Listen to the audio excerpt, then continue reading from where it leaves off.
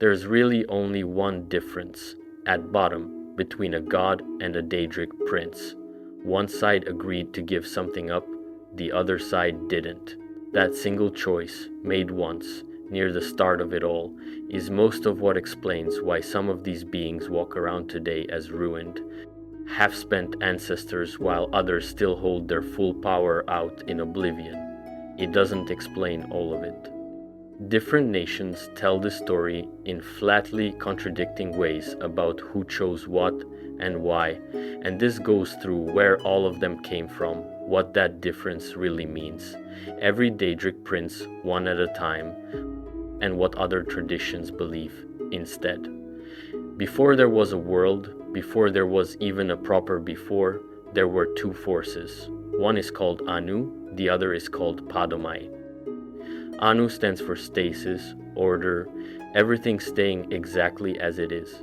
Padome stands for change, chaos, everything becoming something else. Nearly every culture in Tamriel has a version of these two, usually as a pair of ancient beings who came first. The Khajiit call them Ahnur and Fadomai. The Redguards call Anu Satak, the first serpent. The Bretons call him the Light. The Argonians have a version called Atak. The Skal talk about an all-maker and an adversary that do roughly the same job.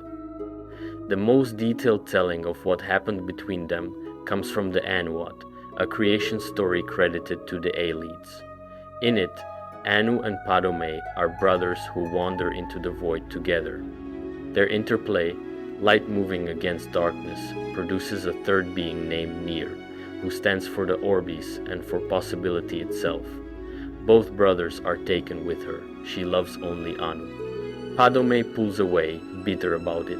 Later, when Nir is pregnant, Padome comes back and tries to tell her he loves her. She tells him again that she only loves Anu. He hits her. Anu arrives, fights Padome, and throws him outside of time. Soon after, Nir gives birth to creation and dies doing it. Anu, grieving, climbs into the sun and sleeps. While he sleeps, life starts on what the story calls the 12 worlds of creation. After a long stretch of time, Padome comes back, sees what's been built, and hates it. He swings his sword and shatters all 12 worlds where they stood. Anu wakes up, fights him one more time, and wins. Using what's left of the shattered worlds, Anu builds one world out of the wreckage, Nirn. Padome gets up again and stabs Anu through the chest. In the struggle that follows, Anu drags both of them out of time for good, saving Nirn from any more damage. Their blood, spilled during that fight, becomes the gods. The Daedra come only from Padome's blood, which is why they're cut loose from creation. The stars come only from Anu's blood.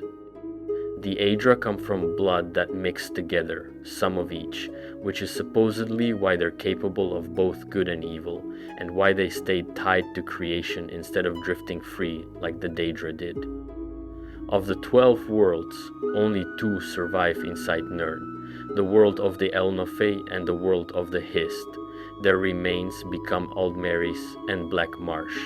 That's the Anuat's version, and it's worth saying plainly, this is one telling of the story, not the only one. The Dunmer, through Vivek's teaching, describes something almost unrecognizable. In that version, there's no fight between two brothers at all. Before cities, there is only nothing, which is what the Dunmeri understanding calls Anu, the embodiment of pure stasis. Sithis is the one who breaks that nothing apart and mutates the pieces into the possibilities that make up the Orbis. Anu and Padome, in this telling, are infinite forces sitting inside an even more infinite void. Where the two of them touch, a circle forms, the wheel, and everything else, including the Etada, comes out of that contact point. Vivek goes further and says that each of the two forces gave birth to their souls at the moment of contact. Anu's soul is Anuel, Padomai's soul is Sithis, and the firstborn children of those souls are Akatosh and Lorcan. Vivek even claims, at one point, that Padome doesn't really exist at all. and that Anu has no double, which points toward an idea some sources call the Godhead, and which gets its own separate video rather than a full treatment here. The Khajiit version changes the story again. Their Anu and Padomai are Ahnur and Fadomai, mates instead of brothers, who have 2 litters of children together.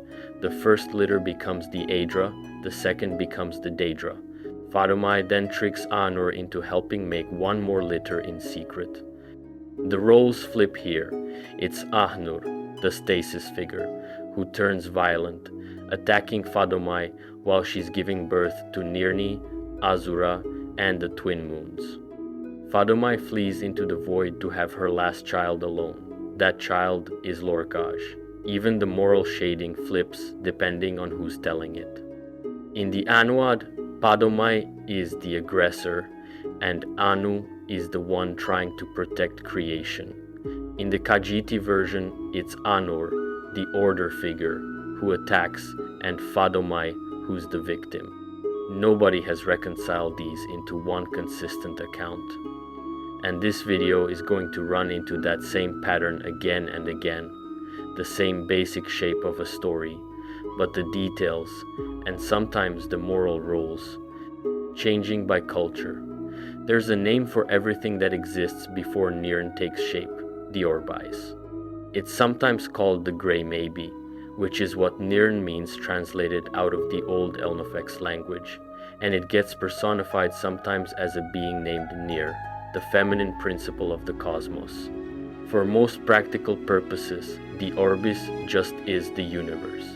It holds the void and every plane that exists inside it, Mundus, Aetherius, and all the planes of oblivion. Some sources say there are planes further out still, harder to reach than Aetherius, that not even the most powerful Daedric princes can find. The island of Artaeum, home to the Sigic Order, is supposed to be sent to one of those planes whenever it isn't sitting on Nirn. Most descriptions of the Arbis picture it as a wheel. Mundus sits at the hub. The empty spaces inside that hub are the planes of oblivion. The rim is Aetherius.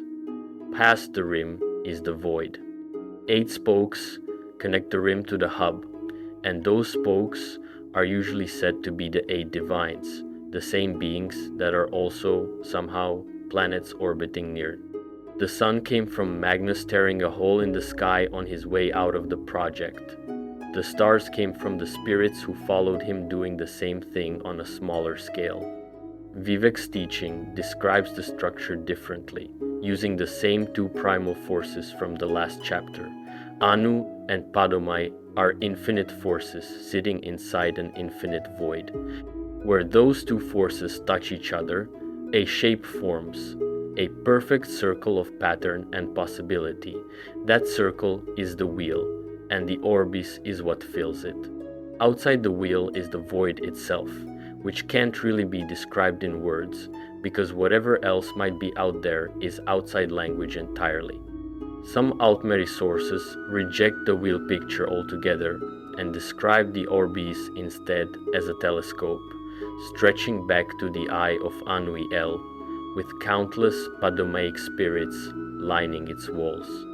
Magnus gets tied to that telescope image too. Some say the Eye of Magnus, the relic dug up under Sarthal, was theorized by mages at the College of Winterhold to contain the entire Orbis inside it. Nobody proved that theory, but nobody disproved it either. Whatever shape it takes, the Arbis before Mundus existed wasn't a place. It was closer to a soup, every possibility mixed together, nothing settled into a fixed form yet. Out of that soup, the first spirits started to take shape, the Etada, the original spirits. That's where the next chapter picks up. One more piece belongs here, because it comes from the Orbis material and it matters later. The Daedric prince, Itelia, has claimed that mortals, just by living ordinary lives, having children, fighting wars, plowing fields, help hold the Orbis together. Every one of those small acts is supposed to stabilize reality itself. Ithelia's claim goes further. Mortals were built to do this job on purpose, and the limits placed on them, like their inability to see or travel the many paths, were put there deliberately, so they wouldn't interfere with whoever benefits from keeping that secret. A few individuals turn out not to be bound by that limit at all. This is a Daedric prince's claim, made far later in the story than everything else in this chapter, and it's flagged here because it changes what the Arbis actually is. Not simple scenery, but something mortal lives are propping up. Every single god, prince, and Daedra in this video starts life the same way. There's no separate factory for Daedric princes and a separate one for divines. They all come out of the same batch, called the Etada, the original spirits, beings that took shape from the interplay of Anu and Padomai inside the Orbis, before Mundus existed. The Wiki's own general term for all of them, used by mortals and by Daedra alike, is powers. What splits the Etada into the categories that get argued about for the rest of this video isn't birth. It's a decision made once during the Dawn era, when Lorkhan pitched the idea of building Mundus. Some Etada agreed to help and paid a price for it. As construction went on, the spirits doing the work had to spend down their own power to make the mortal world real. Many of them vanished completely doing this. The ones who survived split further, based on how far they were willing to go. Some, following the example of a spirit named Ifre, gave themselves over completely, becoming the actual laws of nature. These are usually called earth bones. Others held something back and instead populated the new world with children, weakening a little with each generation. These are the spirits usually called the Aedra, and their children eventually became the Aldmer, and then the rest of the mortal races. Other Etada refused. When Magnus, the architect of the whole project, saw what the cost was going to be and backed out, a large group of spirits followed him out the door. Those spirits are the Magnage, and their departure is why there are stars in the sky. A smaller group within that departure, called the Nine Coruscations, chose to keep shining down on Mundus even after leaving it, instead of pulling away completely. Then there are the spirits who refused to help build Mundus at all, from the start. These are the Daedric princes. Instead of pouring themselves into a shared project and losing pieces of themselves in the process, they built their own private worlds, the Plains of Oblivion, and populated them with lesser spirits of their own making, the Lesser Daedra. That's the whole split, stated as plainly as the wiki states it. Help and lose something, hold back and drift away, or refuse outright and keep everything. Nothing was born evil. Nothing was born a Daedric prince in the sense of starting out as one kind of thing. The label comes from what a given spirit chose to do once, at the start of everything, not from what it was made of. A few other categories fall out of this same split. Beings like Mori House and Pelinal Whitestrake, lesser divine spirits that don't fit neatly into Aedra or Daedra, get grouped under the general term Aeda. The offspring of an Aedra and a Daedra, and yes, that happens, usually get sorted into that same Aeda category under the more specific label demigods or demi-princes. And every so often, a mortal manages to cross into godhood after the fact. Tiber Septim, the Tribunal, Mani Marco, all became gods long after Mundus already existed. That crossing gets a full chapter of its own later, because it complicates the whole idea that the categories are fixed. The word Elnophe belongs here too, because it's tangled up with this same split, though it means two slightly different things depending on the source. Sometimes it refers to the earth bones, the Etada who gave themselves over entirely to become natural law. Sometimes it refers to the other group, the ones who stayed and had children instead, the ancestors of the mortal races. Which meaning applies changes by source, and the Aedra chapter picks that apart properly because it's the difference that explains what the word Aedra is actually claiming. Magnus was the architect. When Lorcan talked the Etada into building Mundus, it was Magnus who drew up the actual plans, the schematics, and diagrams the project ran on. He's remembered by titles that reflect that: the Great Architect, the Sorcerer King, sometimes just He Who Abstained. As the work went on, it became obvious what building Mundus was actually going to cost. Many of the Etada were spending themselves down to nothing to make it real. Magnus looked at that cost and pulled the plug. He fled the project for Aetherius, and the hole he tore open on his way out became the sun, which still carries his name. He didn't leave alone. A large number of Etada followed him out, tearing smaller holes in the sky behind them on the way. Those holes are the stars, and the spirits who made them are called the Magna Gae. Magnus fathered a set of daughters out of Aether rather than through any mate, forged instead of born, and 9 of them are known collectively as the 9 coruscations. The Prime Archon, the eldest, followed by Meridnunda, Mnemoli, Ianalor, Londavera, Shezarana, Unalasse, Valiasha, and Ziralig. 2 of those 9 names matter a lot later in this video, and it's worth saying so now instead of making a mystery of it. Meridnunda is the Magna Gae who later became the Daedric Prince Meridia. The Prime Archon is the Magna Gae later identified as the Daedric Prince Itelia. Both of them get their own full chapters. For now, the point is just that 2 of the beings who fled Mundus rather than help build it ended up, later, on the Daedric side of the ledger, exactly the kind of category crossing this whole video keeps running into. Mnemolai, the blue star, is the best known of the 9. She's tied to untime events and was reportedly visible in the daytime sky during the Dragon Break.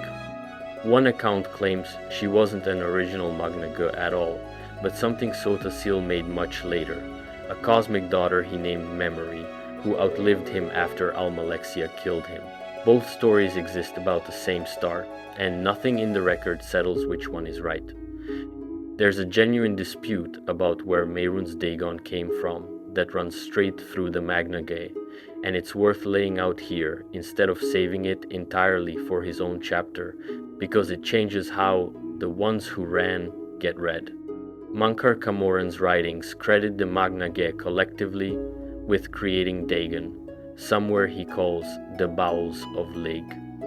One reading of that, held by a group called the Order of the Waking Flame, says the Magna Gae built Dagon as a tool to unmake Mundus and set it right again, in keeping with Magnus's original design. Mundus, in this reading, is a mistake, a place of pain, and Dagon exists to purge it and let it emerge again the way it was supposed to. A very different reading from the Dremora Lyranth says the opposite, that when the Magna Gae fled, they spat on the Aedra who stayed behind to finish the job, and that Dagon's whole sphere, all that destruction, is a kind of reflection of the damage the Magna Gae's abandonment caused in the first place. Same beings, same act of leaving, and 2 completely opposite explanations for what came out of it. Every one of Tamriel's cultures has a version of the god who talked the others into building Mundus in the first place. He goes by different names depending on who's telling the story. Lorcan to the Altmer, Shor to the Nords, Sep to the Redguards, Shezar to the Cyrodiils, Lorcaj to the Khajiit. But the role is the same everywhere. The creator, trickster, tester, the one being who shows up in some form in every single Tamrielic mythic tradition. He's usually called the missing god, because after Mundus is built, he isn't around anymore. At least not in the way the rest of the gods are. The pitch itself is simple enough. On the surface, build a world. Convince the Etada, the original spirits, to pour themselves into making a mortal plane real. What differs, wildly, depending on who's telling it, is why he did it, and whether that was a good thing or the worst thing that ever happened. The Altmer version treats it as an act of theft dressed up as a gift. The most detailed telling, Heart of the World, describes Lorcan as barely a proper spirit at all when the story starts. A barely formed urge, closer in nature to the limitation and instability of Sithis than to anything born from Anuil's line. He works his way into the thinking of the other spirits and plants an idea. Build a soul for the Arbis, so that the spirits inside it can reflect on themselves the way Anu once did. Many agree to help, including Auriel, who signs on with the understanding that he'll rule the finished world as its king. That promise turns out to be the trick. The new world isn't a thing of Anu's making at all. In this telling, Mundus is the house of cities. As it takes shape, the spirits building it start dying off. Some flee with Magnus and become the Magna Ge. Some, like Ifre, give themselves over completely and become the earth bones, the laws of nature themselves. A fourth group holds back and survives by having children instead. These are the Aedra, and the word literally means ancestors to the people who use it. Their descendants weaken with each generation into the Aldmer, while the very weakest of the surviving souls are scooped up by Lorcan and turned into the first men, who he then leads to war against Auriel. Lorcan's side wins that first war and destroys the elven kingdom of Old Elnofe. Then it turns. Trinimec, described as the greatest knight among the Elnofe and Auriel's champion, knocks Lorcan down in front of his own army and reaches into his chest with more than hands to tear out his heart. In this account, Lorcan is a trickster who cost the Aldmer their permanent connection to the spirit realm, and the loss of it is treated by most Aldmeri cultures, and especially the Altmer, as close to unforgivable. The Nordic version is not a story about a trick at all. To the Nords, the missing god is Shor, sometimes called the Fox Totem, and he isn't remembered as a con man. He's remembered as a king who did the right thing and got murdered for it. Shor made Sovngarde, the Nordic afterlife, using what the sources call his clever magic. He's honored for fighting off Aldmeri oppression more than once, back on Atmora, long before the current age of the world. At the end of the war that produced the world as it now stands, elven giants kill him and rip out his heart, the same act that in the Altmer telling is a righteous punishment. The Nords consider this part of a cycle that keeps repeating, with Shor dying at the end of each turn of the wheel and a new Shor rising to lead mankind into the next one. His widow, the warrior goddess Kine, takes over afterward as the leader of the gods and, in some traditions, as the one who actually creates mankind.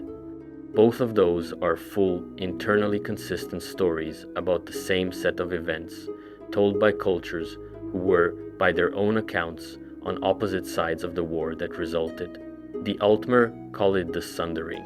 Other cultures just call it the Creation.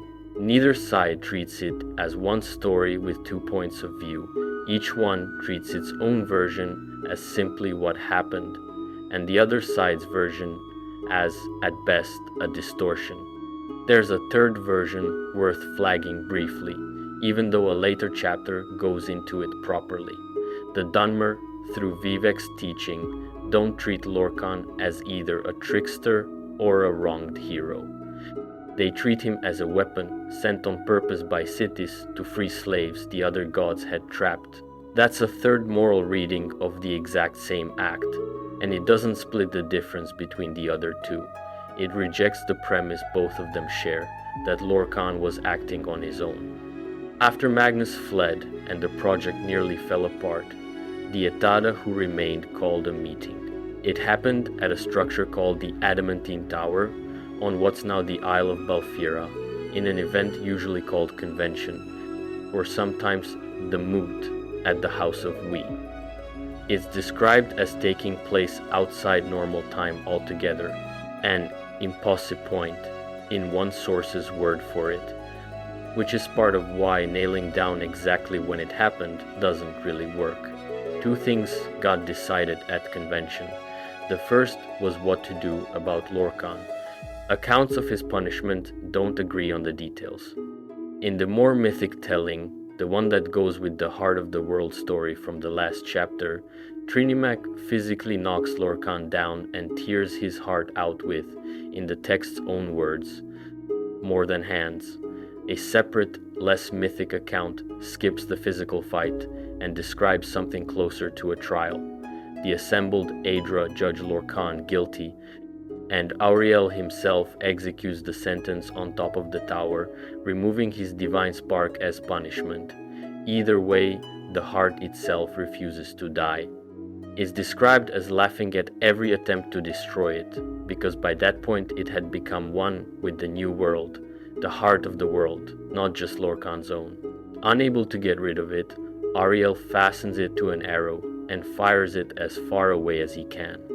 It lands where Red Mountain now stands, in what's now Vardenfell, and the second tower, sometimes called Red Tower, grows up around the spot where it landed.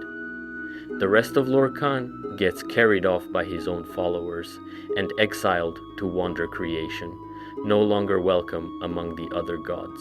The second decision at convention was whether the surviving Etada should stay in Mundus or leave it. They chose to leave. The reasoning given is that their continued presence made the world unstable, dangerous even to what the sources call the timeless continuity of existence itself, so they withdrew in their excess for its own good. Once they left, linear history, in the ordinary sense, could finally start, and the Dawn era ended.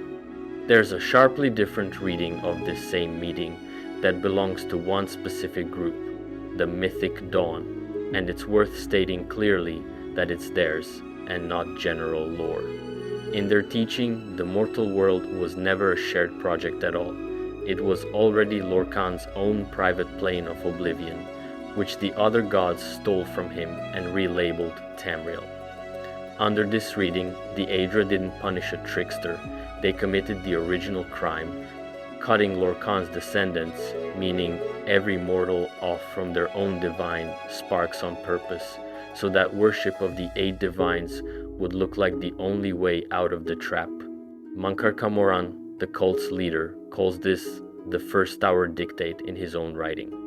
It's a minority theology built by one Third Era cult, not something the wider world of Tamriel accepts, but it shows how differently the exact same meeting can be read depending on which side of it someone starts from.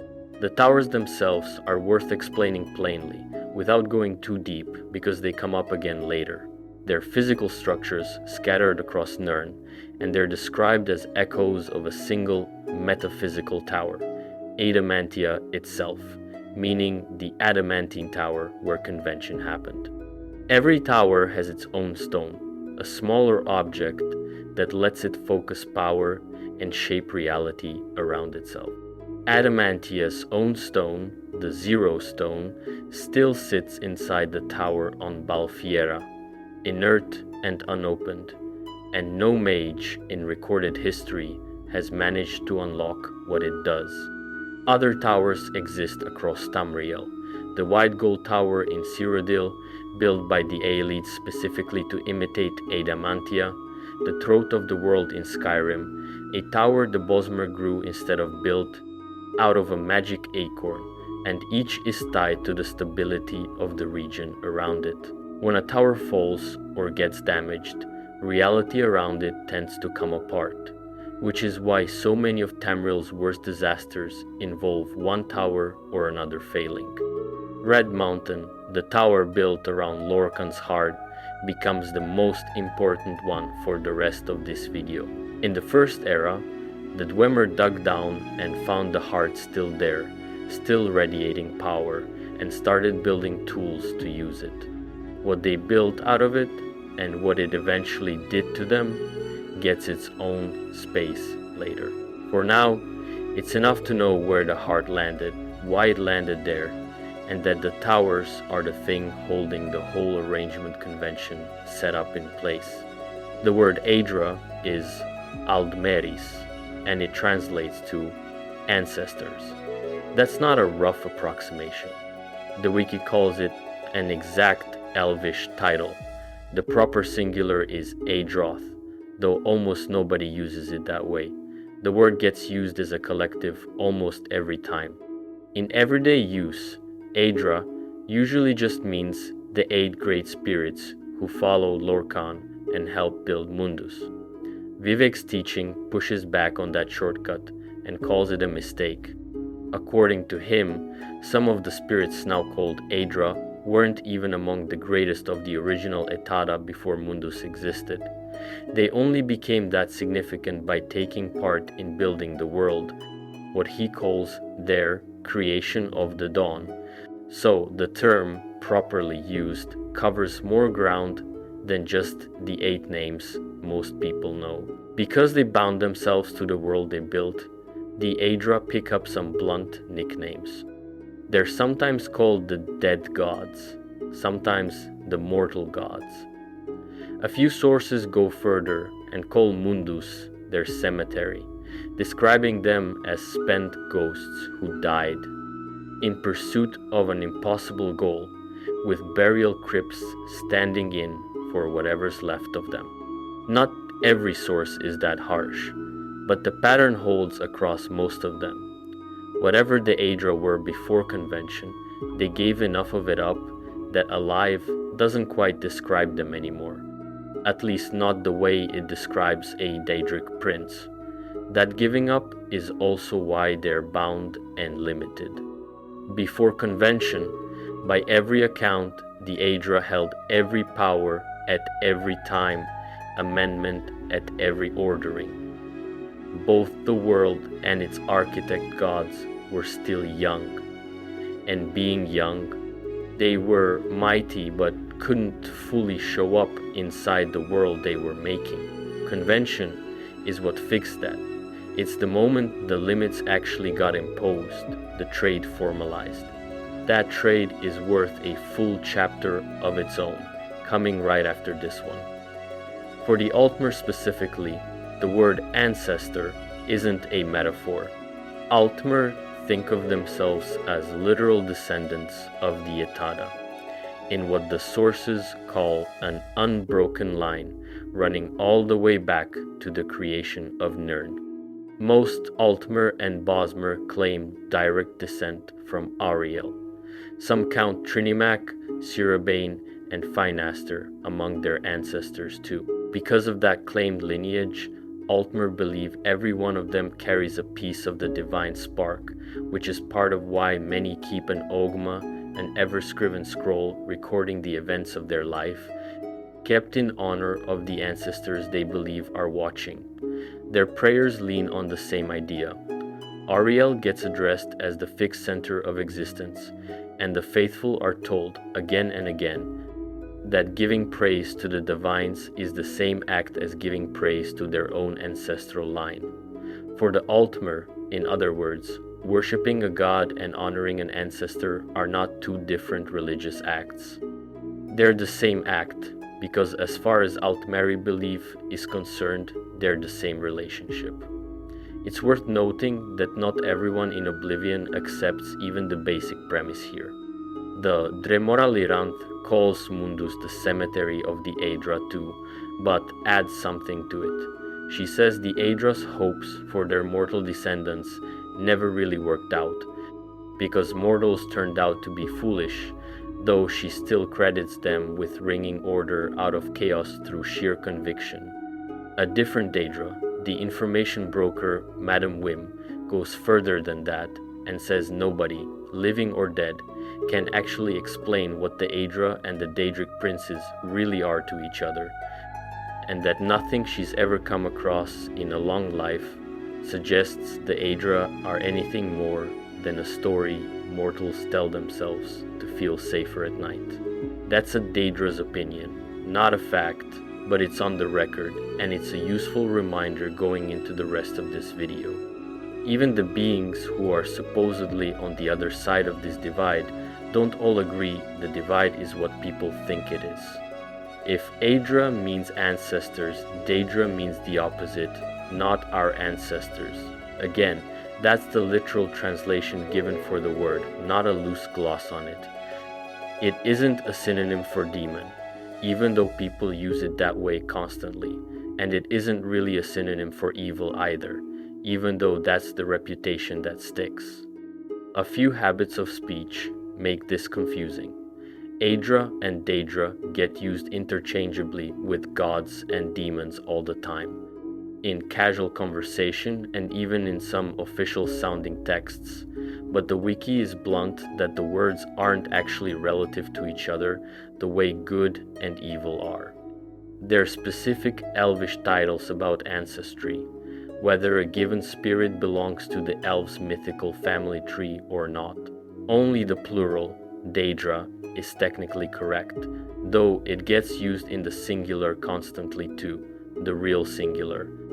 Daedroth has drifted over time into meaning one specific species of Daedra rather than one Daedra in general. The formal study of them is called Daedrology, and the not our ancestors framing turns out to depend entirely on whose our is doing the talking. The Dunmer don't use the Altmeri definition at all. They define Daedra as our stronger, better ancestors, close to a straight reversal of what the word supposedly means. Same beings, same word, and one culture's definition is the flat opposite of another's. Whether Daedra deserved the demon label at all is disputed, even among sources that take Daedra seriously as a category. All Daedra are described as running to extremes, capable of tremendous devastation, but their spheres send that capability in wildly different directions. And the wiki itself concludes that calling them good or evil as a group just doesn't hold up. The one claim that gets made with any confidence is that Daedra are beyond ordinary mortal understanding, and, according to at least one of them, the feeling is mutual. Lyranth the Fool Killer once said that even the lowest, dumbest Banekin has a better sense of the true scale of the Orbis than most of Tamriel's most respected scholars do. Some cultures go further than just refusing the demon label. They treat individual Daedric princes as something closer to natural forces than villains. The Reach folk, for instance, treat several princes as great spirits, woven into the actual workings of the mortal world, instead of invaders from outside it, here seen as the ruling spirit of the world of flesh. Namira as the queen of the spirit world opposite him, Periate as the one who keeps the whole system in balance. None of that reads as not our ancestors, therefore enemy.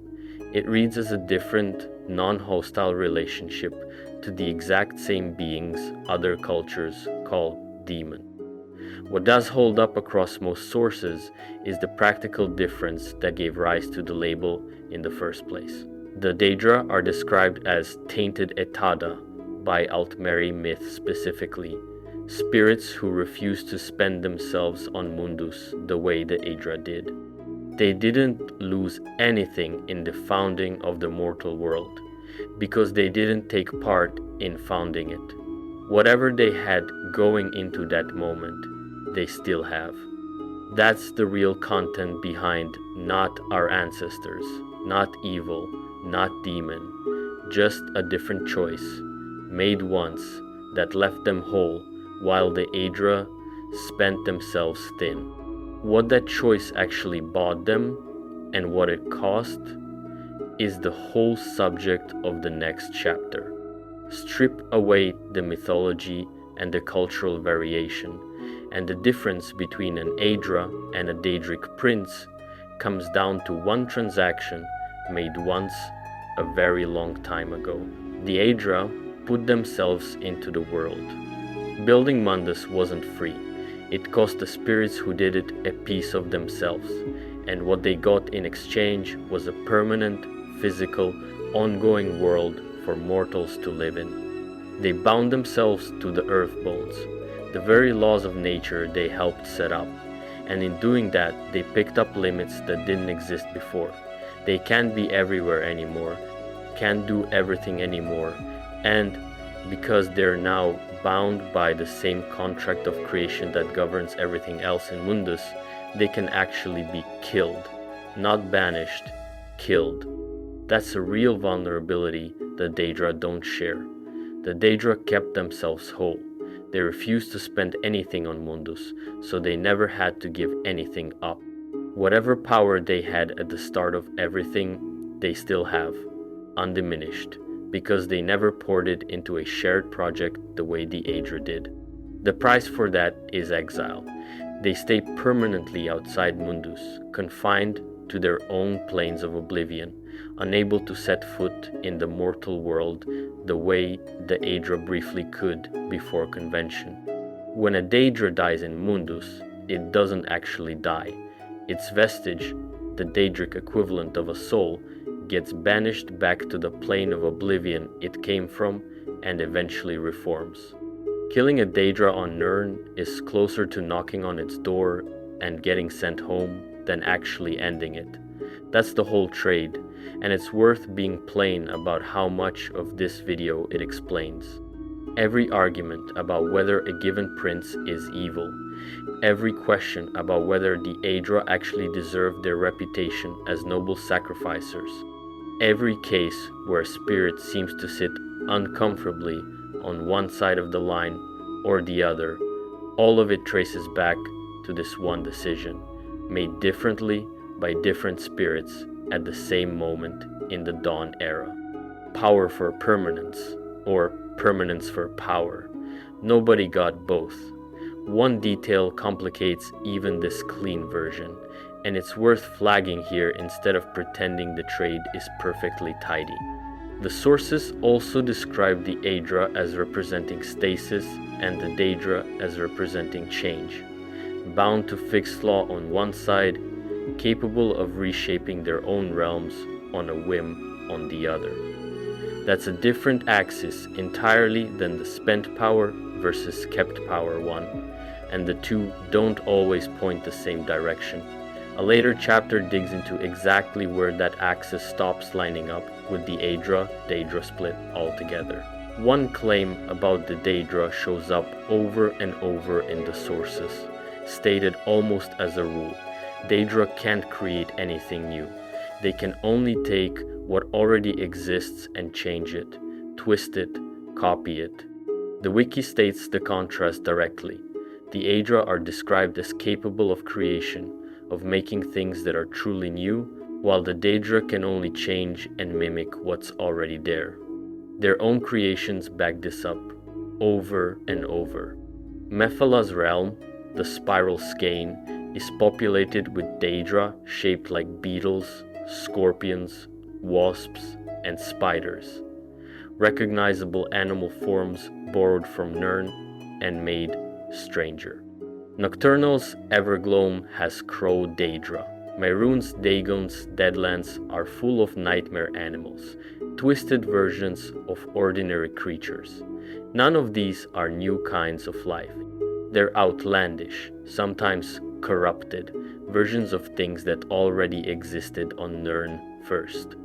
The clearest single example is Molag Bal's realm, Cold Harbor. It's described outright as a desolate, apocalyptic image of Nirn, and Bal is said to achieve that image through both mocking imitation and outright theft of parts of the mortal realm. That's about as direct as the sources get.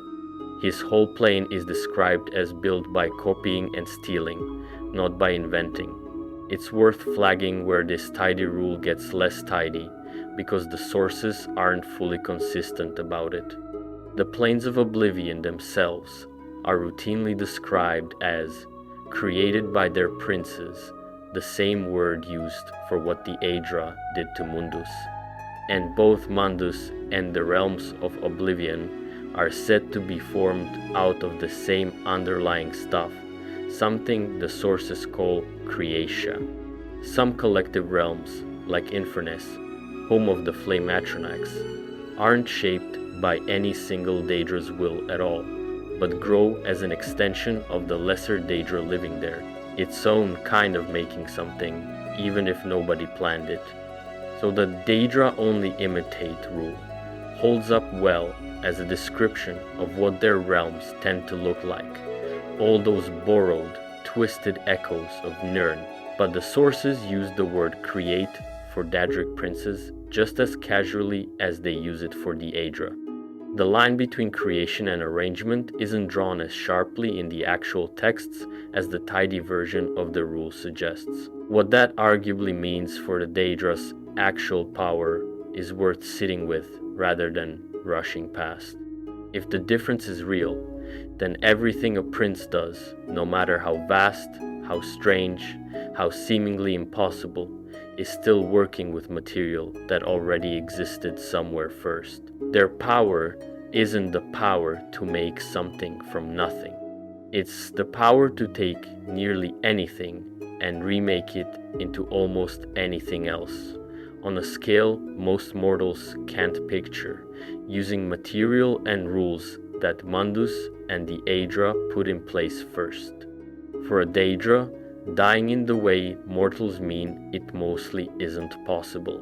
When one gets destroyed, in Mundus or anywhere else, what actually happens is that its vestige, the Daedric equivalent of a soul, gets thrown into something called the waters of oblivion and pulled back toward whichever plane it came from. That's why the sources are careful to use words like banished or purged instead of killed. Given enough time, the Daedra reconstitutes, rebuilding itself along the pattern set by its morphotype, using the raw, chaotic material of its home plane. At least one type of Daedra has described the process as irritating and unpleasant, and it isn't always perfect. A reconstituted Daedra can come back slightly off, a limb shorter than it used to be, but it comes back. Vestiges themselves are described as close to unchangeable.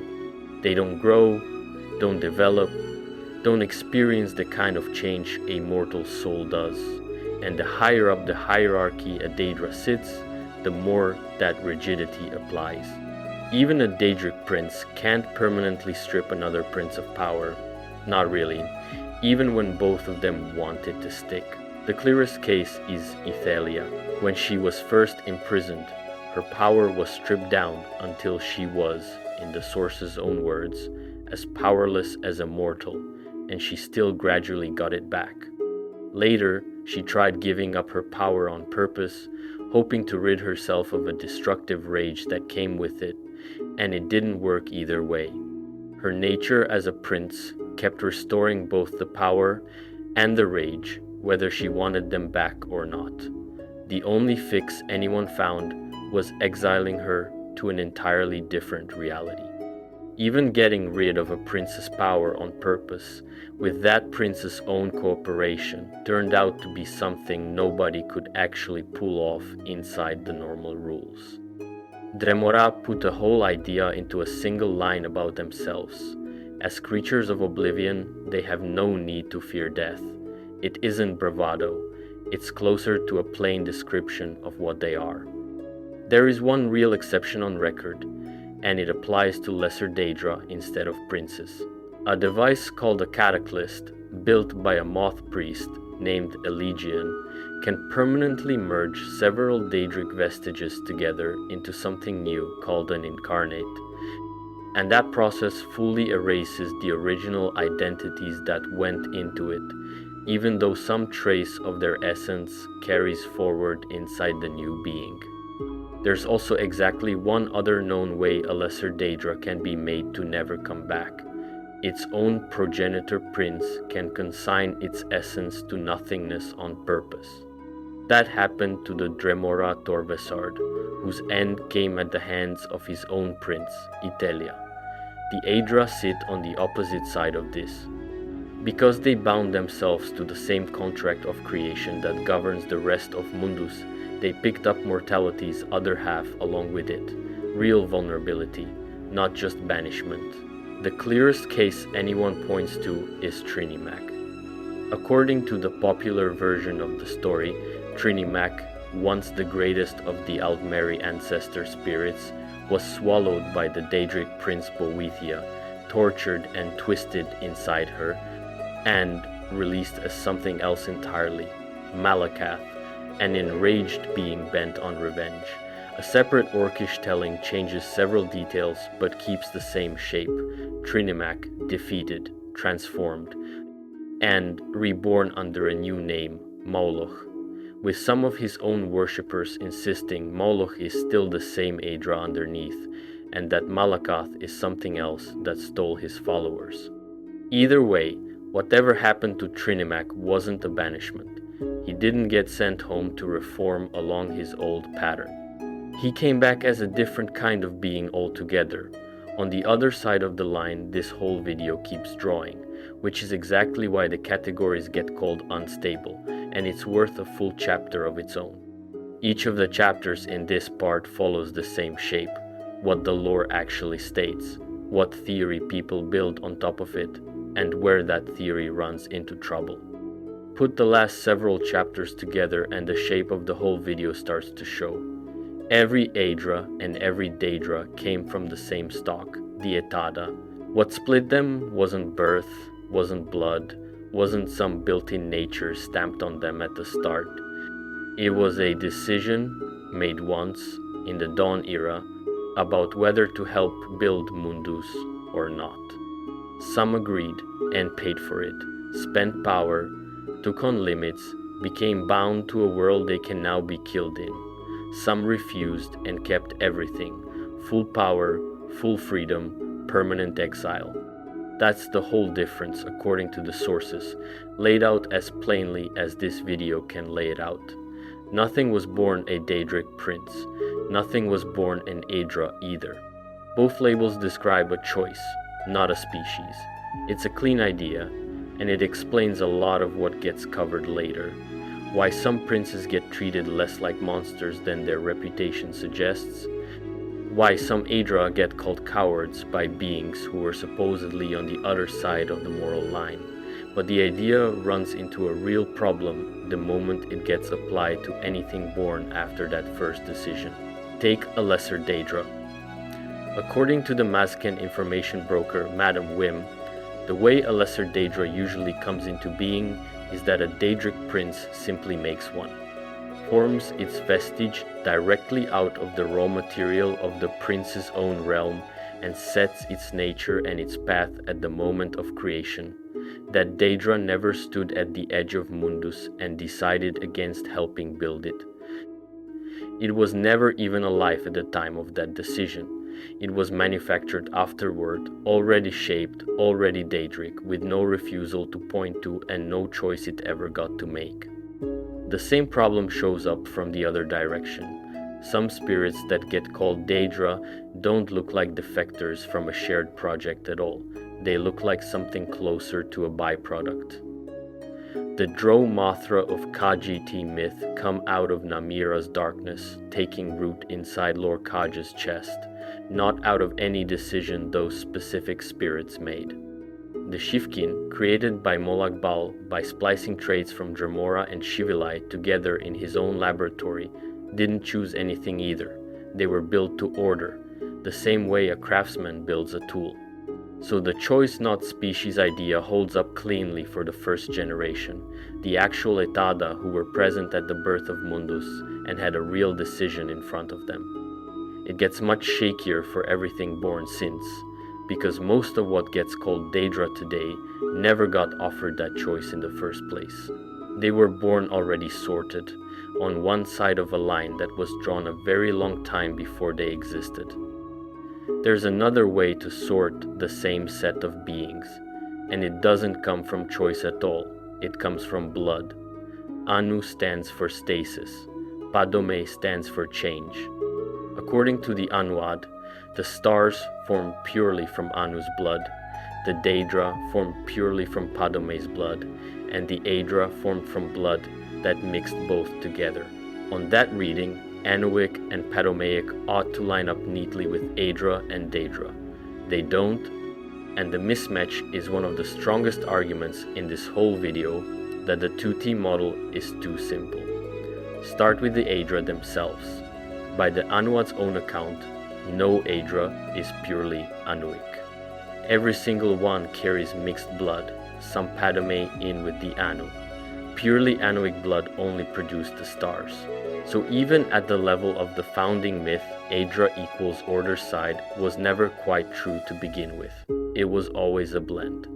Then look at where the sources actually place individual spirits on the stasis change axis, instead of where the origin story would predict. Meridia and Yigalag are both counted as Daedric princes, both firmly on the refuse to help side of the line, and both of them, in what they actually stand for, read as order-shaped. Yigalag's entire sphere is order, stated outright, no metaphor needed. Meridia's whole identity runs against decay, against corruption, against undeath, unraveling something that should hold its shape. Neither one looks anything like Padme, the force of chaos their blood supposedly traces back to. Then look the other way. Lorcan, the single most Padomaic figure in any version of this mythology, the being whose entire role is introducing instability into a settled cosmos, is formally listed among the Aedra, not loosely associated with them. Listed as one of their major members, right alongside Akatosh, Kinnereth, and the rest of the Eight. The Wiki's own reference material puts the embodiment of change on the ancestor side of the ledger and two embodiments of order on the demon side of it. Cetis complicates the picture even further, because Cetis doesn't fit into either category at all. The sources are explicit. Despite being revered as a god, Cetis is neither Aedric nor Daedric, described instead as the personification of chaos and change directly, sometimes equated with the void itself. Cetis sits entirely outside the Aedra-Daedra split, not because the split doesn't apply, but because Cetis predates and underlies it. Put it together, and the stasis change axis and the Aedra-Daedra axis are clearly two different lines that happen to cross each other at odd angles, not two names for the same thing. Most Aedra lean orderly, and most Aedra lean chaotic on average, which is probably why the two get confused for each other so often. But the exceptions aren't small or marginal. They're some of the most important names in the whole mythology: Meridia, Yigalag, and Lorcan himself, sitting exactly where the tidy version of the theory says they shouldn't be. One specific identification gets made a lot, and it's worth pulling apart carefully, because the strong version of it doesn't quite hold up the way people say it does. The claim starts with the Dunmeric creation myth called simply Cetis. In that telling, Cetis is directly responsible for creating the Arbis, breaking apart the stillness of Anu's nothing and shaping the possibilities that came out of it.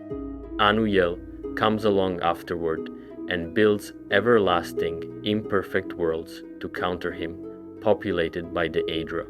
Cetis' response is to make Lorcan and send him to destroy those worlds and free whatever's trapped inside them. In that version, Lorcan isn't a rogue spirit acting on his own initiative. He's a weapon, built and dispatched by Cetis on purpose. Vivek's own teaching pushes the connection even further. According to Vivek, Anu and Padme each gave birth to their souls at the moment they first touched. Anu's soul is Anuyel, and Padme's soul is Cetis. From those two souls come firstborn children, Akatosh from Anuyel's line, Lorcan from Cetis' line. Structurally, that makes Lorcan the direct counterpart to Akatosh on the Padomaic side, which is about as close to son of Cetis as this mythology gets without saying it outright. There's a wrinkle worth knowing about before taking any of this as settled. The name Cetis itself, by most accounts, is a fairly late corruption of Padomai's much older Elnofex's name, and that a good deal of what people think of as Cetis, his darker, more deliberately villainous characteristics, actually came from the teachings of the Daedric prince Mephala, passed down to a splinter sect of the Chimeri Exodus that would go on to found the Morak Tone.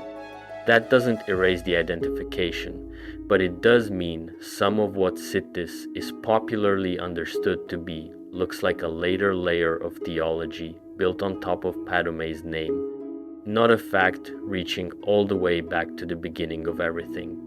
And there's a more basic problem with the strong version of the claim.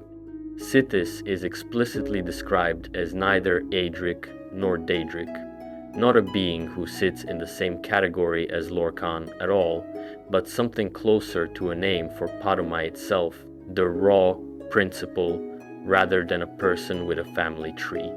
If Sithis simply is Padome, then Lorcan, who came from mixed blood according to the Anwad, isn't identical to Sithis so much as related to him, one of his products, not a second version of the same entity wearing a different name. Lorcan works for Sithis, fits the sources cleanly. Lorcan is Sithis claims more than most of the sources actually say.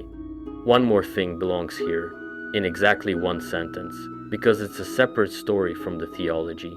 The Dark Brotherhood, the Assassin's Guild built around Sithis worship, treats the Lorcan connection as settled fact, which is a matter of what one organization believes, not a matter of what the wider mythology confirms. Here's a piece of this mythology that sounds like the wildest fan theory in the whole video and isn't a theory at all. It's what the sources state, flatly, planet by planet, using close to the same sentence every single time.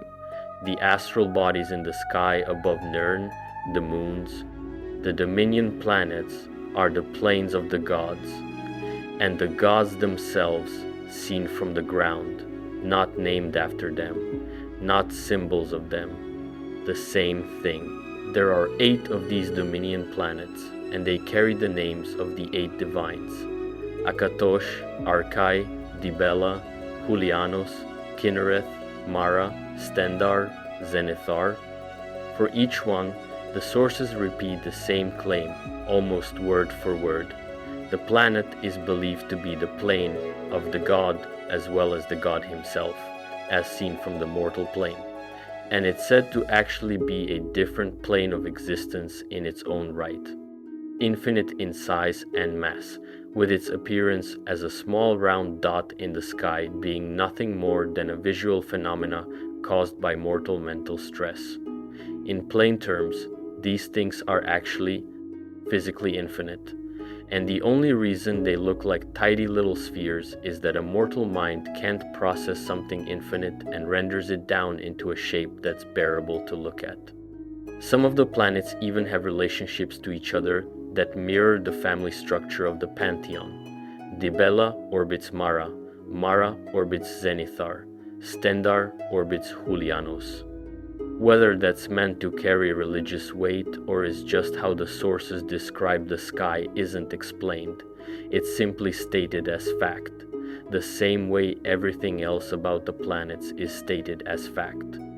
The sun and the stars get their own version of the same idea, already covered earlier in this video. Holes torn in the Veil of Oblivion by Magnus and the Magnage on their way out, letting the light of Aetherius shine through.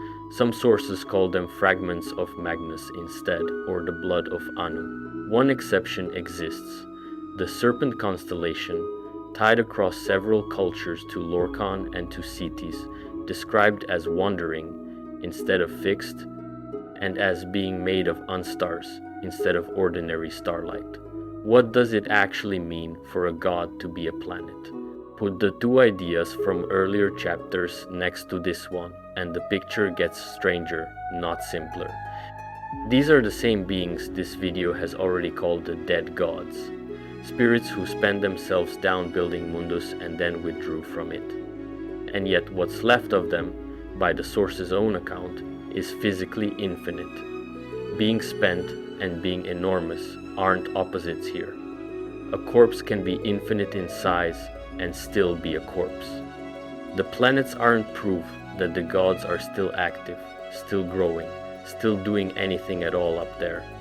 They're just what's left, on a scale too large for anyone standing on Nirn to see clearly, which is exactly the same shape the phrase dead gods was already describing, just made literal and put in the sky for everyone to look at. Different cultures across Tamriel worship what look, on paper, like completely different pantheons, different names, different stories, different moral judgments about the same events. Underneath a lot of that difference, plainly and repeatedly, is one small set of figures wearing different names. Akatosh is the clearest case. He's the chief god of the Cyrodiilic pantheon, credited as the first spirit to take shape at all, the origin point that made it easier for every other spirit to form afterward. To the Altmer and most of the Altmeri cultures, he's Auriel, the fixed center, the ancestor most Altmer and Bosmer claim direct descent from. To the Khajiit, he's Alkosh, the dragon king of cats, described as at once the one who weaves time itself and the very fabric of time. A researcher who compiled evidence on this specific identification, High Priest Alexander Simon, reported that most High Elves he interviewed conceded the point outright, that Auriel is simply Akatosh under a different name, colored by Altmeri culture. This identification, Akatosh and Auriel and Alkosh as one being, is about as close to universally accepted in-world as anything in this video gets. Lorcan runs the same pattern, and is just as well attested, but here the moral reading flips completely depending on who's doing the telling. In a way, it doesn't for Akatosh. To the Altmer, he's Lorcan, the trickster whose deception cost the elves their permanent connection to the spirit realm. To the Nords, he's Shor, a murdered hero. To the Red Guards, he's Sep, a treacherous helper who tried to eat the spirits he was supposed to guide. To the Cyrodiils, he's Shazar, remembered warmly as a teacher and unifier who taught early men to resist Aelid slavers, so beloved in some Nedic traditions that his name is simply another word for freedom. To the Khajiit, he's Lorkaj, the moon prince whose sacrifice created a place for his sister Nirni's children, and whose own siblings later cursed him for a trick he only committed because a piece of darkness was lodged in his heart from birth. Same underlying figure, 5 very different verdicts on whether what he did was a crime or a gift. Then there's the case that doesn't hold together nearly as cleanly, and it's worth being honest about exactly how contested it is. Alduin and Akatosh. Alduin calls himself the firstborn of Akatosh, and plenty of sources back that claim up. Some describe him outright as a fragment of Akatosh's soul, but the identification stops there for most Nords, who reject it flat out. Alexandri Simon interviewed the Nordic population directly while researching this exact question, and reported that they repeatedly insisted Alduin and Akatosh were 2 entirely separate beings, that Akatosh was a force of supreme good in the world, and Alduin was something else, something worth fighting. Simon rejected their answer and concluded the 2 were one and the same anyway, which says more about how contested this question is than it does about who's right. Even the Akatosh Chantry's own position on it flipped over time. In the Second Era, its leaders blamed the confusion on the Nords not understanding the connection, and by the Fourth Era, the Chantry had reversed itself and started insisting on the very identification the Nords had rejected all along. Nobody in this video is going to settle that argument, because nobody in Tamriel has either. It gets its own chapter next. Even the moon god of the Khajiit fits into this same web in an odd way. Alkosh is said to have inherited the crown of Akka after a mysterious disappearance, and separately, a completely different god, Ithelia, formerly the Magna Ge, called the Prime Archon, is described as having witnessed that same disappearance of Akka in the south. 2 different pantheons accounts of one event, converging from angles nobody planned for them to converge from. One more pattern belongs in this chapter because the sources treat it as broadly, though not universally, accepted. Shor, Lorcan, Sep, Lorcaj, and Shazar aren't loosely similar figures who happen to play the same role. Scholarly sources compiling the pantheons across Tamriel, Brother Mikhail Karkuksur's own survey work, gets cited repeatedly for exactly this purpose. Treat them as versions of one underlying identity, with the moral coloring supplied entirely by whichever culture is doing the coloring. Akatosh and Lorcan are named, across multiple sources, as the only two gods who show up in some form in literally every Tamrielic tradition. Most of what gets called into question elsewhere in this video about whether one god is secretly another god runs through one or both of these two names somewhere. The last chapter covered how contested the identification is. This one covers the actual readings on offer, because there are 3 real different ones in circulation, and each is built on something real in the sources. The first reading, Alduin is simply an aspect of Akatosh, a fragment of the same soul wearing a different name for a different culture, comparable structurally to how Ariel and Alkosh are both accepted as Akatosh under other names. Several sources back this directly, describing Alduin as a fragment of Akatosh's soul, and pointing out that all dragons in general are considered children of Akatosh, or pieces of him that split away when time began. The second reading, Alduin is Akatosh's firstborn, a distinct being descended from him rather than a piece of him. Alduin makes this exact claim about himself. Firstborn of Akatosh, and other sources, mortal and draconic both, back the claim up without treating it as identical to being Akatosh outright. Under this reading, the relationship is closer to father and son than to one being wearing 2 names, which would explain why so many Nords are comfortable honoring Akatosh while actively fighting Alduin. 2 different individuals, related, not identical. The third reading is the one most ordinary Nords hold, and it rejects the whole premise that these are versions of each other at all. On this account, Alduin simply stole the job. He calls himself firstborn, but the claim is exactly that, his own claim, unverified, made while he was busy conquering dragonkind and then mankind by force. Parthurnax, Alduin's own former lieutenant, is on record saying that Alduin doomed himself by improperly claiming the lordship of Akatosh, a fairly direct statement from a source who was there that the claim was false to begin with. Under this reading, Akatosh is a force of supreme good, in the words used by the Nords one researcher directly interviewed, and Alduin is a separate, hostile entity who borrowed the name to justify a conquest.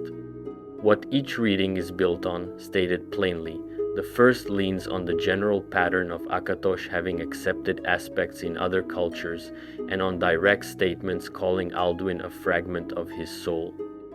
The second leans on Alduin's own genealogical claim and the language of firstbornness that other sources repeat without contradicting. The third leans on Parthurnax's direct testimony and on the flat rejection voiced by the Nords who actually live with the consequences of Alduin's rule. None of the 3 readings is dismissed outright by the sources. They coexist, unresolved, the same way the wider Alduin-Akatosh identification does. There's a recurring figure in Cyrodiilic and Nedic folklore who shows up at moments of crisis, does something decisive, and then disappears again, and a fair number of sources connect these appearances back to Lorcan under his Cyrodiilic name, Shazar. This one is heavily inferred, more than almost anything else in this video, and it's worth saying that plainly before going through it. Shazar himself is described as the spirit behind human effort generally, especially resistance to Aldmeri aggression, and he simply vanished from the old Nedic stories partway through the Merethic era for reasons the sources don't give. After he disappeared, without his leadership, the Aelids conquered the scattered tribes of men and enslaved them. Some sources suggest he didn't leave entirely, that he kept showing up afterward in disguise under the name Shezarene, meaning something close to Sure Who Lives. The clearest candidate for a Shezarene is Pelinal Whitestrake, the warrior who fought alongside Saint Alessia during the slave rebellion against the Aelids. When the Nords first saw him, covered in elven blood, they said outright that Shor had returned. Pelinal himself rejected the comparison, and one soldier who repeated the claim in front of him was, according to the source, smothered by moths in the night, a detail the text offers without further explanation. Pelinal is also noted for having no heart, an open wound where one should be, which more than one source connects directly to Lorkhan's own defining trait, a heart torn out of his chest. There are a few other candidates scattered through the record, more loosely connected. A stone tablet from the ruins of Sedor names a bearded figure, the Shezarene, Sure Who Lives, teacher of men, distinct from the warrior figure of Pelinal. Wolfhearth, the Ash King, earned the title Shore's Tongue for the intensity of his devotion, though nothing in the sources calls him a Shezarene outright. What connects the candidates, as far as the sources go, is fairly thin. A heart wound or its absence, sudden appearances in moments when men are under threat from a more powerful outside force, and a pattern of disappearing again once the immediate crisis passes, with no explanation given for where they go.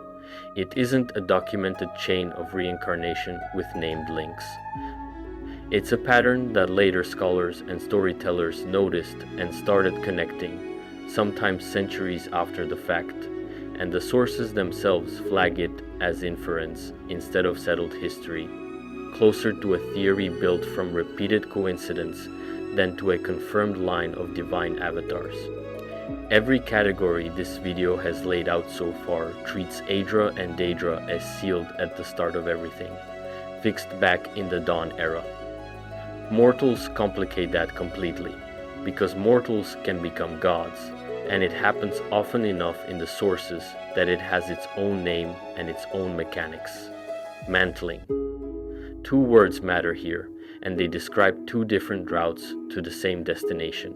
Mantling is something a mortal does. The process runs through what the sources call the walking ways, a set of methods, all of them built around reenacting a mythic pattern that one of the original spirits already established, closely enough and completely enough that the pattern's power transfers over. One source puts it simply: walk like them until they must walk like you. Divinity, in this framework, comes from the Dawn era, a period the sources describe as sitting outside normal time altogether. Imitating an old myth intensely enough can trigger a local collapse back into that timeless state, the same phenomenon that shows up elsewhere in this mythology as a dragon break. Most mortals who get pulled into that collapse dissolve completely, erased by the sheer scale of what they're standing inside. The rare few who hold on to their own sense of self through the experience come out the other side transformed, a living god with a claim on the sphere and the office of whatever pattern they walked. Incarnation is the other route, and it's close to the opposite shape. A mortal, born as an incarnation, doesn't earn the mantle through ritual or struggle. They're simply born already carrying it, sometimes without knowing it, acting out the pattern of a god they embody whether they intend to or not. Mantling is becoming a god. Incarnation is being born already wearing one. 4 examples show what this looks like in practice. Tiber Septim is the clearest case of mantling by deliberate action. Sources describe his rise as a reenactment of Lorkhan's own creation of Mundus, played out through his own creation of an empire, building something at enormous personal cost, the same shape Lorkhan's story always takes. When he died in the year 38 of the Third Era, he was believed to have ascended, turning the 8 divines into the 9 as the god Talos. The political weight of that claim outlived him by centuries. In the 4th era, the Aldmeri Dominion forced the Empire to ban Talos worship outright, insisting flatly that a man could never become a true god in the first place. Wars, including the Skyrim Civil War, trace partly back to that one theological argument over whether Tiber Septim's ascension was real. The tribunal is the clearest case involving a shared tool instead of a shared myth. Vivek, Almalexia, and Sota Sil used Kagernak's tools on the heart of Lorkhan itself to become gods, later ruling Morrowind as living divinities under the combined name Almsivi. Some sources go further and suggest their ascension specifically mantled the good Daedra, who came before them in Dunmer worship, Boethia, Mephala, and Azura, with Vivek himself describing the 3 good Daedra as 4 images. The tribunal replaced, the same way, in his own comparison, Tiber Septim replaced Lorkhan in the West. Vivek's more private writings complicate even his own official story. In one sermon, he describes merging with Mephala directly in his mother's womb, and in another, he admits doubt about whether the tribunal actually improved on the good Daedra they replaced, or were simply different gods who happened to be needed at a different moment. Manimarco's own rise to godhood is tied up with one of the strangest dragon breaks on record, the Miracle of Peace, also known as the Warp in the West, an event so unstable that different regions of High Rock came out of it, remembering entirely different versions of what happened. Manimarco's own ascension to godhood is one of the confirmed results, though the sources don't spell out the ritual mechanics of how he pulled it off the way they do for Tiber Septim or the Tribunal. The hero of Kuwatch is the clearest case of mantling an incarnation rather than an original god.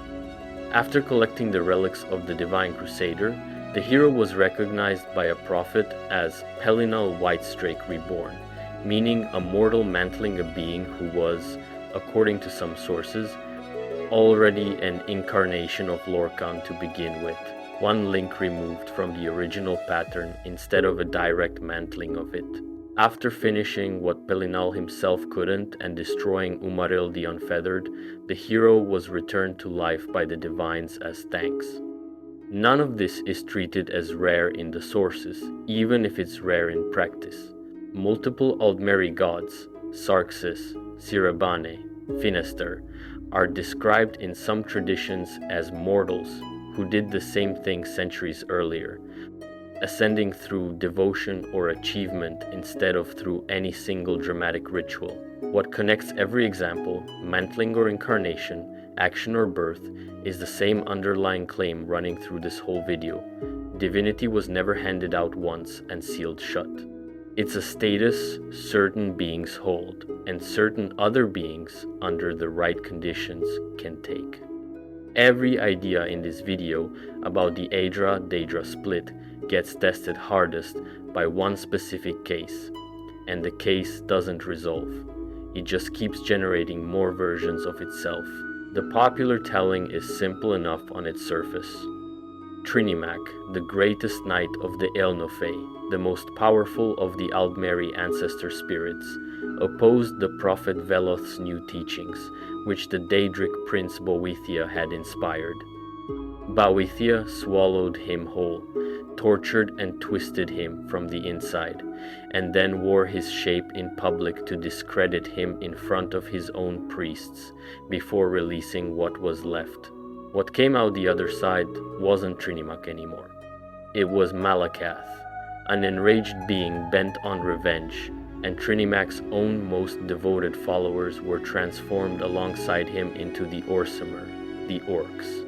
That's the version most people know.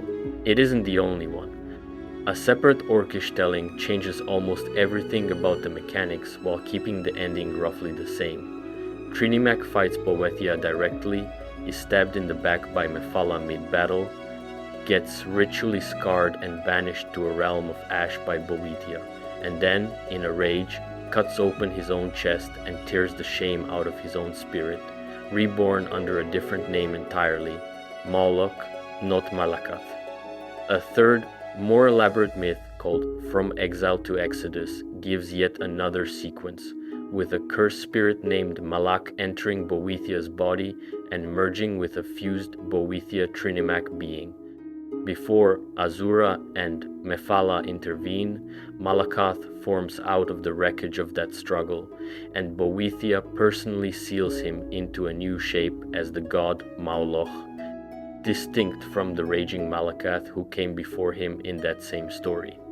The disagreement isn't just about the mechanics. It's about which side of the Aedra and Daedra line the resulting being actually sits on, and orc culture itself is split on the question, openly and to this day. Some orcs worship Malakath as a straightforward Daedric prince, no different from Boethia, Sheogorath, or Mehrunes Dagon. Others still worship Trinimac, believing the original Aedra was never destroyed, that Malakath is a separate imprisoned entity, or a con Boethia's still running, or that Trinimac actually won the fight in secret and absorbed part of Boethia's power for his followers, rather than losing anything at all.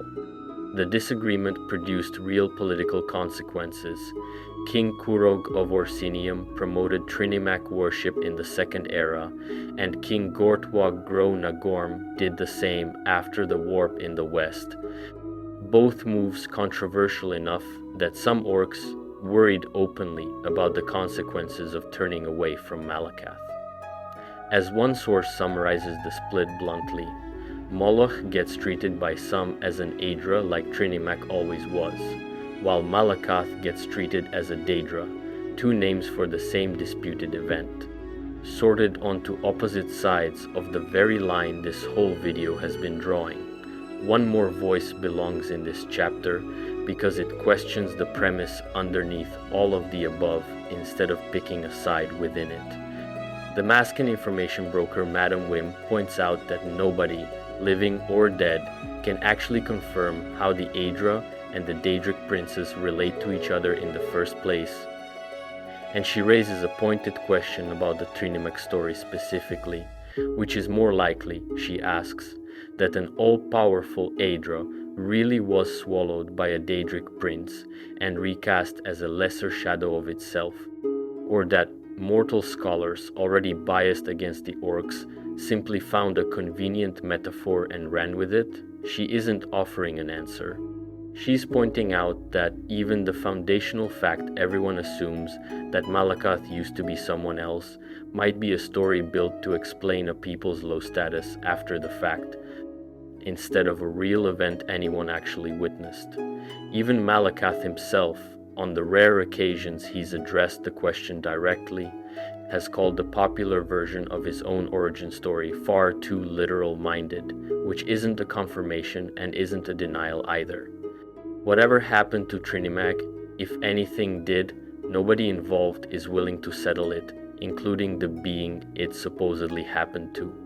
Each of the 17 goes the same way. The sphere in its stated wording, one thing they did that shows what they actually are, their signature artifact, and the live question about them. Azura's stated sphere is dawn and dusk, the narrow, in-between hours of twilight, the magic that belongs to neither day nor night. Her wider portfolio, as the sources list it, covers mystery and magic, fate and prophecy, and stated plainly, right alongside them, vanity and egotism.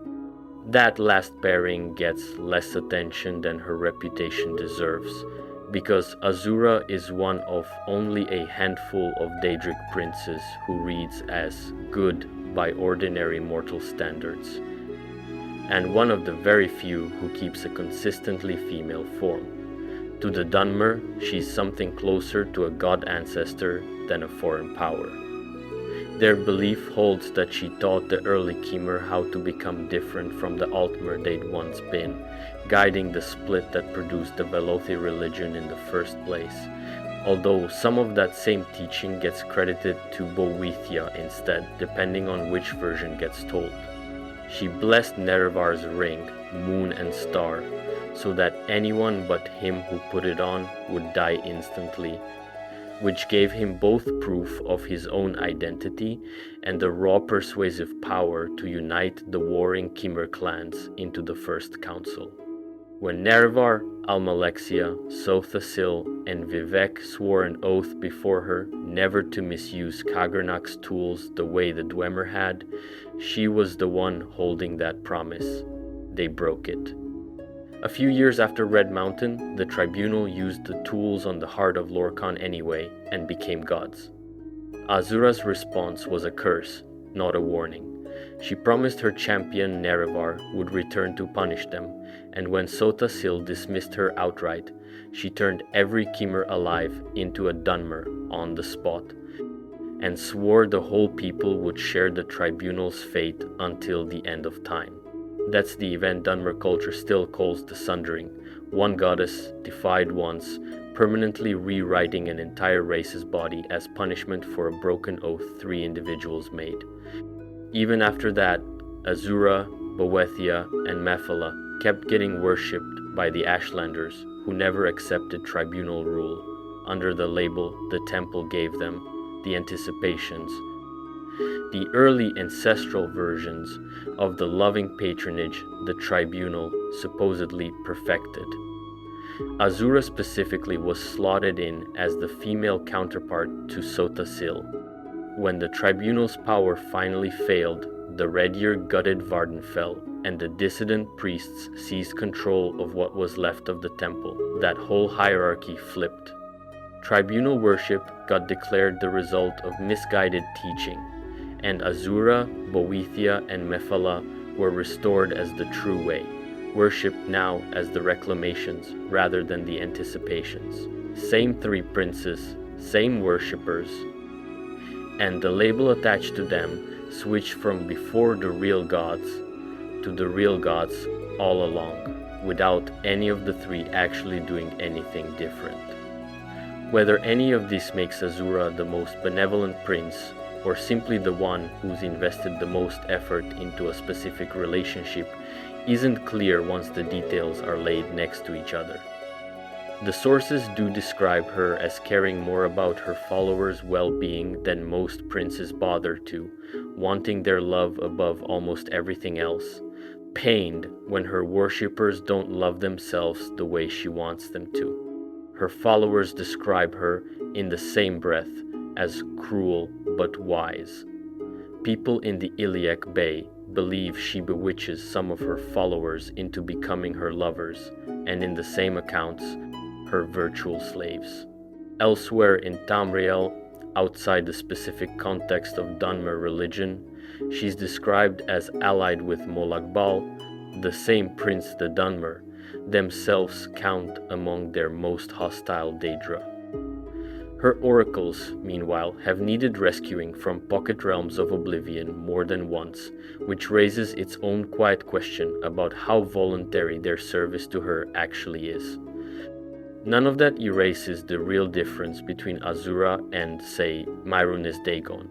She keeps promises when they're kept to her. She grieves for captured servants.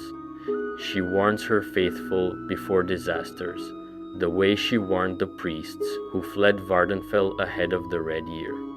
But good, applied to Azura, seems to mean something closer to devoted and demanding at once. A prince who wants her worshippers' love badly enough to curse an entire people for betraying it, and calls that wanting affection instead of possession. Boethia's stated sphere is deceit, conspiracy, secret plots of murder, assassination, treason, and the unlawful overthrow of authority. The sources call this destructive by nature, but destructive in a specific, narrow way. Boethia's destruction runs through the arms of mortal warriors, not through direct violence the way Mehrunes Dagon's does. Worshippers hold bloody competitions in Boethiah's honor, fighting and sometimes killing each other, because the prince is said to care only for the blood spent, not for who wins. Texts describe Boethiah as cold, impersonal, and cruel, and also, in the same texts, as one of the more demonic of the Daedra. Boethiah's sex isn't fixed either. Some accounts call the prince male, some female, sometimes both inside a single text, and the most common Dunmer depiction is a Dunmer warrior queen.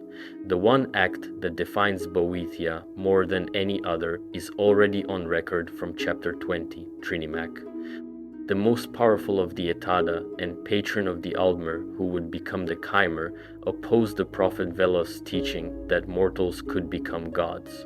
Boethiah answered by eating him. What came out afterward, tortured and twisted, was Malakoth. The Orcish and Dunmer versions of that story disagree on details, whether Mephala stabbed Trinimac from behind first, whether Boethiah simply defeated him or actually swallowed him whole and later relieved herself of him in front of a crowd. But every version agrees Boethiah is the one who ended Trinimac as an Aedra and started Malakoth as a Daedric prince. That single act is also, by the Dunmer's own account, the reason the Chimer exist as a separate people at all. Boethiah, alongside Mephala, is the one who told Veloth's followers the truth of Lorkhan's test, the illumination that convinced them to break from the Aldmer and found Resdain on Daedric principles instead. Dark elven philosophy, magic, and what the sources call responsible architecture all get traced back to Boethiah's teaching. So does the triangle truth and the rules of the Sijic endeavor, which Boethiah and Mephala are both said to have handed down together. Without that one act of violence against an Aedra, there is no Chimer culture, and later, no Dunmer culture standing in its place. That's the tension the whole chapter sits on. Boethiah was one of the old tribunal temple's three, Good Daedra, the anticipation of Almalexia, and after the tribunal's disappearance, the new temple kept the honor going, folding Boethiah in as one of the reclamations alongside Azura and Mephala. Ashlanders worshipped Boethiah before the Red Year. Ordinary Dunmer worshipped Boethiah after it. And yet nothing about Boethiah's actual conduct softened to earn that title. The sphere is still deceit and plot and unlawful overthrow. The tournaments held in Boethiah's name still end with dead competitors, because Boethiah is on record saying that's the point. When a Blades agent did Boethiah a favor in the Iliac Bay around the Third Era, 405, the target turned out to be, in Boethiah's own words, a perfectly charming and charitable ass who'd simply been annoying the prince for years. Not a villain, just an irritant, killed and paid for with the ebony mail. Being one of Morrowind's good Daedra, in Boethiah's case, doesn't mean acting good. It means having done, once, the one violent thing that a whole people needed done in order to exist, and being worshipped ever since for having done it. Boethiah shows up under other names too. The Khajiit know a figure called Boethra, sharp-tongued, an ancestor spirit and teacher of the old ways, mate to Mephala, exiled once by Anur for her rebellious nature, and welcomed back after she returned from walking what the songs call the many paths. Whether Boethra and Boethiah are the same spirit told two ways, or two different spirits that ended up sounding alike, isn't settled in the sources. It's simply left standing as one more case where a prince's story changes shape depending on which people are telling it. Among the orcs, Boethiah is remembered as the reason they exist as a separate people too, in the same act that made them Malakoth's followers instead of Trinimac's. Chapter 20 already covers what happened to Trinimac and how his faithful became the Orsimer, so it isn't worth repeating here. What's worth adding is what the Orcish sources say about Boethiah's part in the aftermath. After casting Malakath and his followers out, Boethia is said to have stayed with the survivors, teaching them as their skins changed under the realm's influence, before eventually urging Malakath himself toward what the texts call the will against rule, finding strength through struggle instead of through the authority Trinimach used to represent. Read one way, that's Boethia showing something like care for a people whose old god she just destroyed. Read another way, it's simply Boethia finishing a job, shaping the orcs the same deliberate way she shaped the Chimer, because reshaping peoples through violence is what the Prince of Plots does. Mephala's own sphere is murder, lies, deception, sex, and secrets, but the sources add something the other princes rarely get. Mephala's sphere is stated to be obscured to mortals on top of everything else. Even the prince's sex isn't settled. Mephala is called the androgyne, described as various and many, shown male in some accounts and female in others, sometimes within the same text.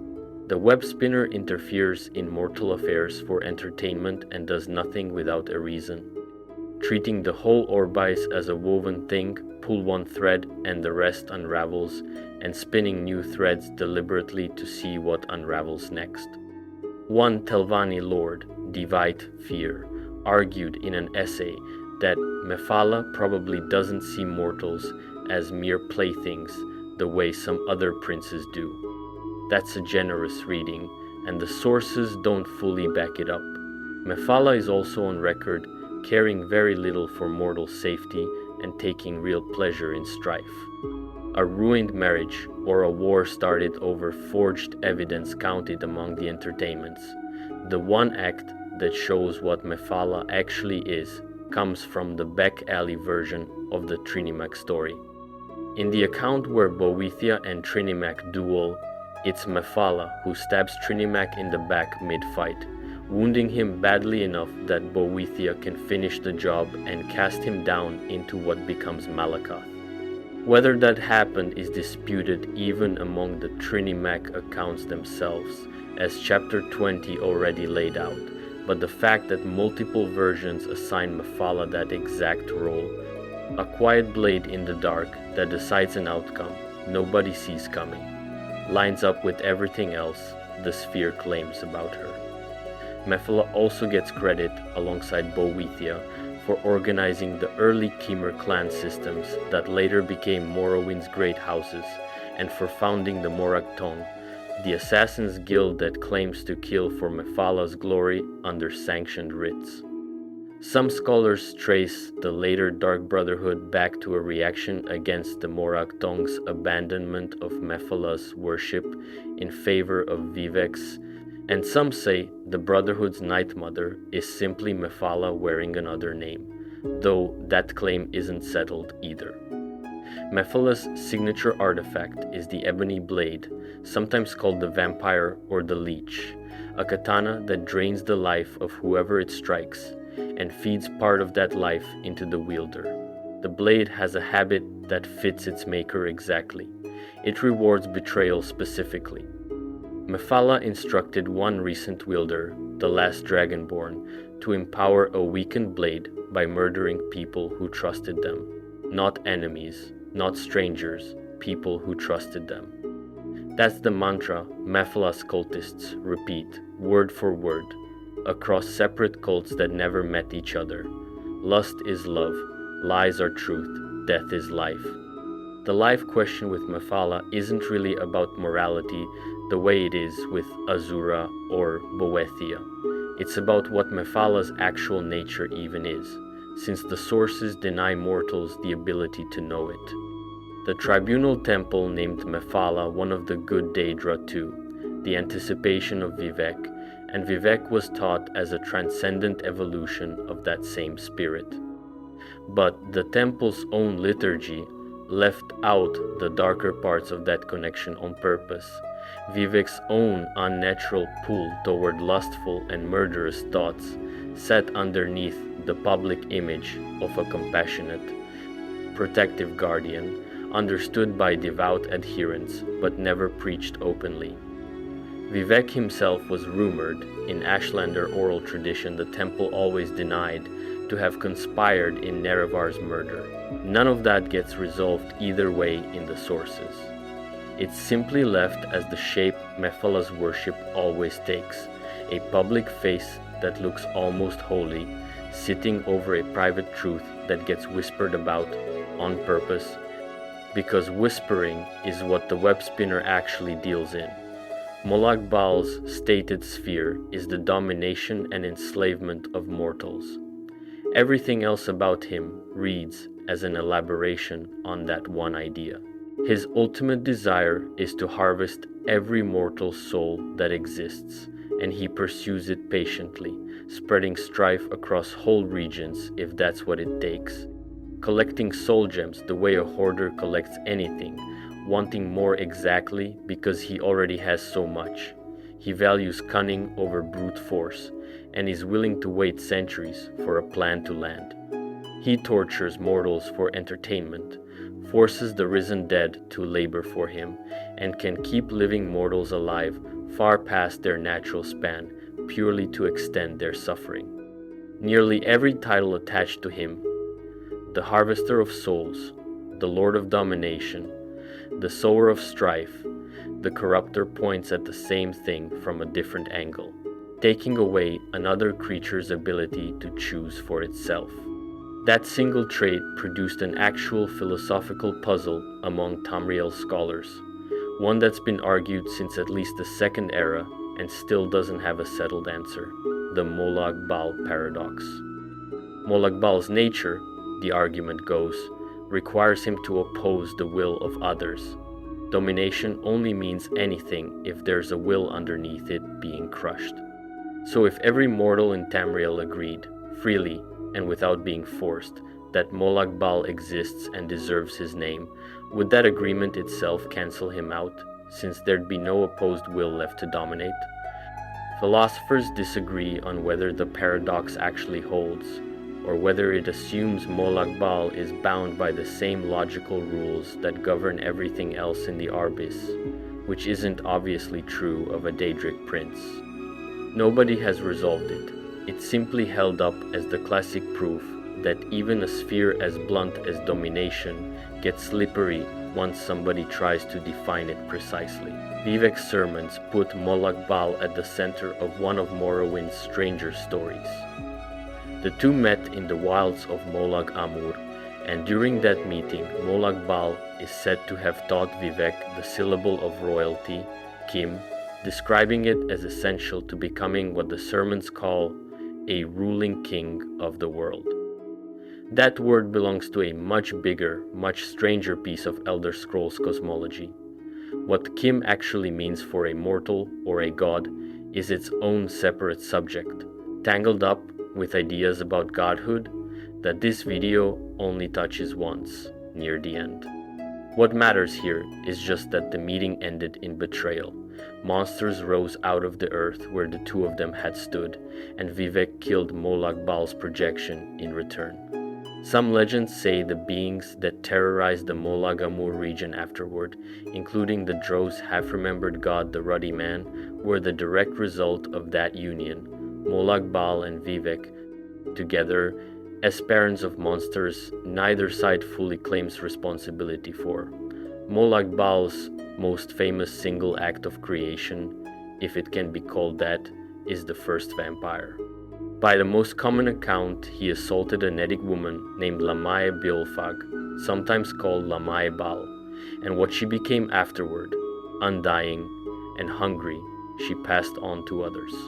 Vampirism, told this way, isn't something Molag Bal built out of nothing. It's an existing thing, life and death and hunger, twisted into a shape that had never existed before, which is exactly the kind of Act Chapter 10 already flagged as the Daedra's actual limit, rearranging what's there rather than making something from nothing. The vampires who trace their line back to Lamae Bal are told to hate Molag Bal for what he did to her, even as they carry his gift forward, and Molag Bal's own hostility toward Arkay, the god of the burial rites and the cycle of death, reads the same way. vampirism as a standing insult aimed at a god whose entire portfolio is the normal, dignified end of a mortal life. Molagbal is also credited with engineering entire Daedric species from scratch inside something called the Vile Laboratory, the Jifkin and the Daedric Titans among them, built out of fascination with hybridization and with the dragon's old dominion over mortals. Whether that counts as creation in the fullest sense, or simply the most ambitious version of a Daedra rearranging existing parts into something new, is exactly the question Chapter 10 leaves open, and Molagbal's laboratory is about as strong a test case for it as the sources offer. He has real enemies among the other princes, not just rivalries of convenience. Meridia opposes him on a point of principle. She holds that life energy is sacred and shouldn't be perverted. He builds his entire realm on doing exactly that, and their conflict has played out across multiple eras, including her direct role in stopping his attempt to merge Nirn with his realm of Cold Harbor during the Second Era's plane meld. Boethiah opposes him too, for a different reason. Molagbal wants total obedience from his followers, while Boethiah wants hers to question and resist authority, which makes the two princes philosophical opposites even before either one does anything to the other. Mehrunes Dagon counts as a bitter rival as well. None of these rivalries make Molagbal an outlier among the Daedra so much as a concentrated version of what a Daedric prince can be when a sphere gets followed all the way to its logical end. A prince whose whole identity is that nothing near him gets to choose for itself, including, on the evidence of the paradox, possibly Molagbal himself. Mehrunes Dagon's sphere is usually shortened to destruction, and the shorthand isn't wrong, but the sources are specific that it isn't the whole picture either. Destruction, change, revolution, energy, and ambition are all named as part of his portfolio, and more than one account insists that destruction is only the visible edge of something bigger. Everything about Dagon is said to be rooted in change itself, one of the deeper forces the Arbis runs on, which is why that force flows unusually strongly through his realm. That distinction matters, because it's the difference between a prince who destroys because he enjoys ruin for its own sake, and a prince whose actual domain is the process that makes anything become something else, destruction being simply the fastest, loudest version of that process. Where Dagon came from depends entirely on which source is doing the telling, and the sources disagree hard. The Mysterium Xarxes, the book Dagon is said to have written himself, claims through Mankar Camoran's commentaries that the Magna G secretly built Dagon inside a parallel realm called Lig, and that he started out as a prince of good, given hope as a weapon to free enslaved Drew kings from tyrant rulers. His destruction in that telling was liberation first. A very different theory comes from the Order of the Waking Flame, a cult that believes Magnus himself is still watching from the sun, waiting for Dagon to finish unmaking the flawed world of Mundus so it can be built again without its mistakes. Meaning Dagon isn't chaos for its own sake at all, but a demolition crew working toward Magnus's original, abandoned plan.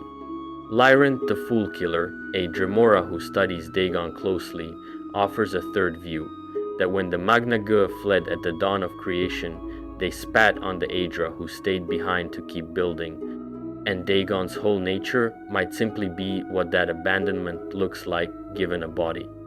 None of these three accounts can all be true, and the sources don't pick a winner. A Nordic myth adds a fourth option entirely, claiming Dagon used to be kinder before Alduin cursed him. 4 different origins for the same prince, none confirmed, and no way from the outside to tell which, if any, is real. The clearest window into what Mehrunes Dagon believes about himself comes from the mythic Dawn, the cult that engineered the Oblivion Crisis. Their theology holds that the divines aren't gods at all, just successful liars who betrayed and tried to destroy Lorkhan and have been getting away with the lie ever since. To the mythic Dawn, the Daedra are the only true gods, because unlike the Aedra, they don't die. Mankar Camoran went further, arguing that Lorkhan himself is one of the Daedra, which would make Tamriel his own plane of oblivion, meaning, on this reading, that Mehrunes Dagon's invasion during the Oblivion Crisis wasn't an attack on Nirn at all, but a liberation of occupied territory that belonged to a Daedric prince all along. Lyrinth dismissed this as convenient nonsense spread by idiotic cultists instead of anything Dagon himself confirmed. Whether the cult was right about Lorkhan's nature, or simply built a theology that justified whatever Dagon wanted them to do next, is exactly the kind of question this video keeps running into and can't settle from outside. What isn't disputed is the record of what Dagon actually did with that theology behind him. He destroyed the Aelid stronghold of Alt-Sotha in the early First Era, orphaning the boy who would grow up to become Sotha Sil. He broke the Cold Harbor Compact almost as soon as it was signed, attacking Mournhold and getting driven off only after Almalexia stabbed him with Hope's Fire and Sotha Sil whispered his true name back at him. Centuries later, the mythic Dawn assassinated Emperor Uriel Septim VII and every legitimate heir to break the Old Covenant with Akatosh, opening the way for the Oblivion Crisis and Dagon's Brief. Towering appearance on Nirn before Martin Septim, transformed into an avatar of Akatosh, put him down. He kept trying afterward, through Jagar Tharn's impersonation of an emperor, through the long, patient plot involving the four ambitions, children raised from birth carrying pieces of his own essence, meant to be spent as fuel for merging his realm with Nirn permanently. Every one of those plots got stopped. None of them stopped him from planning the next one. His signature artifact, Mehrunes Razor, fits the same theme as everything else about him, a dagger that carries a small, real chance of killing instantly and taking the victim's soul with it, an instrument that turns a single ordinary strike into total, sudden ending. The live question worth sitting with about Dagon isn't whether he's destructive.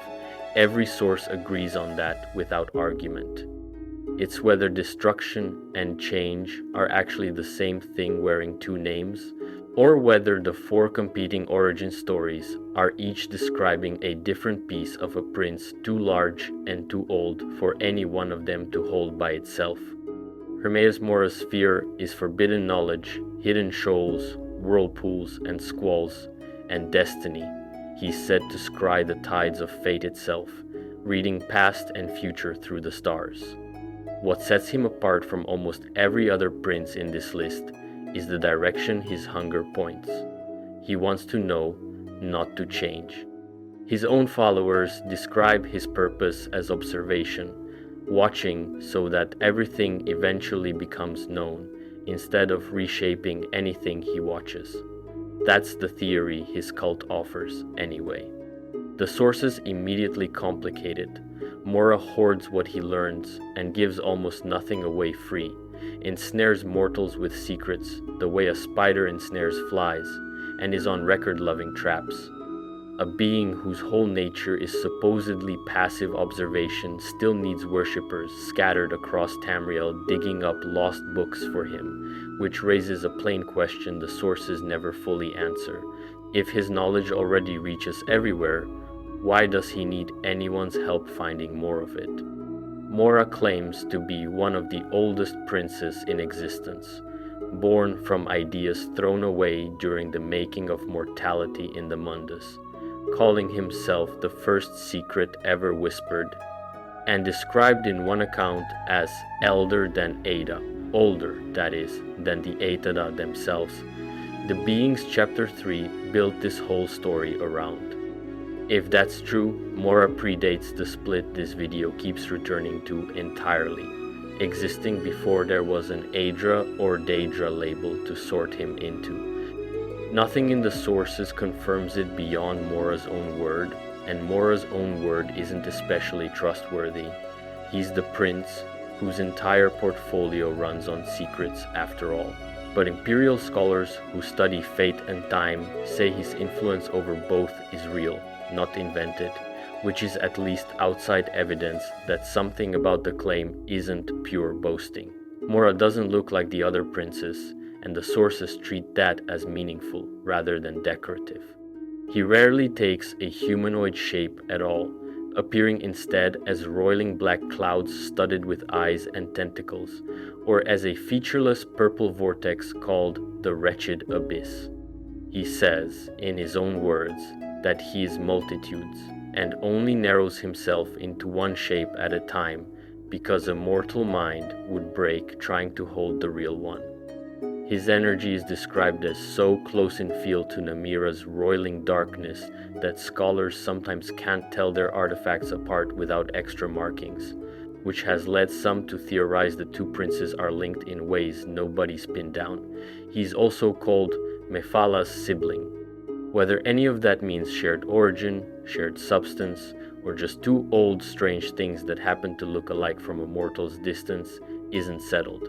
It's simply left standing as one more open thread in a family of princes that resist being sorted cleanly. The clearest demonstration of what Mora actually values happened when he decided Itelia, one of the Daedric princes, whose own chapter comes later in this video, had grown dangerous enough with her power over fate that reality itself was at risk. Mora didn't act alone. He recruited Azura, Boethia, and Mephalah, and together the four princes built weapons specifically to counter her. Mephalah's skein of secrets to track her, Azura's lamp of clarity to see her, Boethia's abolisher to reach her, and Mora's own Echonir to erase every trace of her afterward. They cornered her, drained her power down to something barely stronger than a mortal, and sealed her inside the deepest core of Mora's own realm, a prison her own senses couldn't perceive. Then Mora went further than imprisonment. He asked two more princes, Vermina and Periate, to help him erase Itelia from the memory of every mind in existence, and when they refused, arguing that punishing her for something she might do violated the basic principle that a prince's own sphere is that prince's own business, Mora did it without them, shattering Vermina's statue in the process and casting the memory wipe alone. That single act says more about Mora than any title does. He didn't simply want a threat contained. He wanted the fact of the threat to stop existing at all, which is a very particular kind of control dressed up as pure information management, deciding what gets known and separately what gets allowed to be remembered at all. Mora's signature artifact, the Ogma Infinium, makes the same point from a different angle. It grants a reader near demigod command of knowledge in a single reading and then vanishes from their hands forever, a one-time gift dispensed entirely on Mora's terms, to whoever he currently finds useful. Mirak first, then a string of others across the eras, each eventually discarded once increasingly obsolete, in the prince's own phrase for a mortal scholar who'd outlived his usefulness. The live question about Hermaeus Mora, in the end, isn't whether he's the most intelligent prince or the most patient one. The sources treat both as settled. It's whether observing so that everything becomes known is actually a neutral, disinterested goal, the way his followers claim, or whether it's Molag Bal's domination wearing a scholar's robe, a prince who doesn't need to enslave a mortal's body when he can simply own, ration, and erase what that mortal is allowed to know. Hircine's sphere is the hunt, called, in various sources, the sport of Daedra, the greatest game, and the chase and sacrifice of mortals. He's one of the more widely worshipped princes in Tamriel despite never actively campaigning for worship, and the reason is fairly plain. The thrill he represents is one plenty of mortals already feel on their own. What makes Hircine unusual among the princes covered so far is that he holds himself openly to a code. His law of fair hunt requires that the prey, always called the hare, gets a genuine chance to escape. He's said to respect the hare that turns the hunt around on the hunter more than almost anything else a mortal can do. That's a real constraint, stated plainly in the sources, not just a flattering rumor his cultists repeat, and it puts him in different company than Molagbal or Meirun's Dagon, princes whose spheres don't leave room for their victims to win. Whether that fairness makes Hircine gentler than the rest is a separate question, and the record cuts both ways.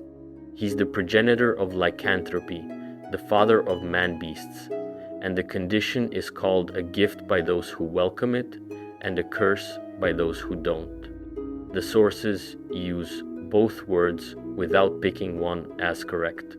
Hircine himself doesn't care much for the distinction. He's proud of what he made, resents skin shifters who regret the change badly enough to want free of it, and is known to have the ungrateful ones killed instead of cured, which he apparently frames as a mercy. Whether a mortal worshipped him or not, dying as a lycanthrope means Hircine claims the soul regardless, and it spends eternity in his realm. That single rule turns lycanthropy from a blessing some people choose into an afterlife nobody fully consents to, no matter how the gift was framed when it was given. Cultures read Hircine in sharply different ways, and the video's standing rule applies here as much as anywhere. State what each one believes, and don't pretend they agree. To the Nords, he's mainly an obstacle.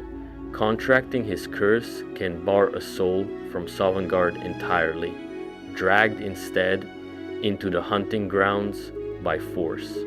The Skal go further and call him a demon god outright, whose arrival is foretold by omens they dread instead of welcome. The Bosmer connect him to something older and stranger, the belief that before Y'ffre gave shape to the world, everything existed in a formless, ever-changing state called the Ooze, and that Hircine secretly wants the world to slide back into it, since every shapeshift is a small return to that original chaos.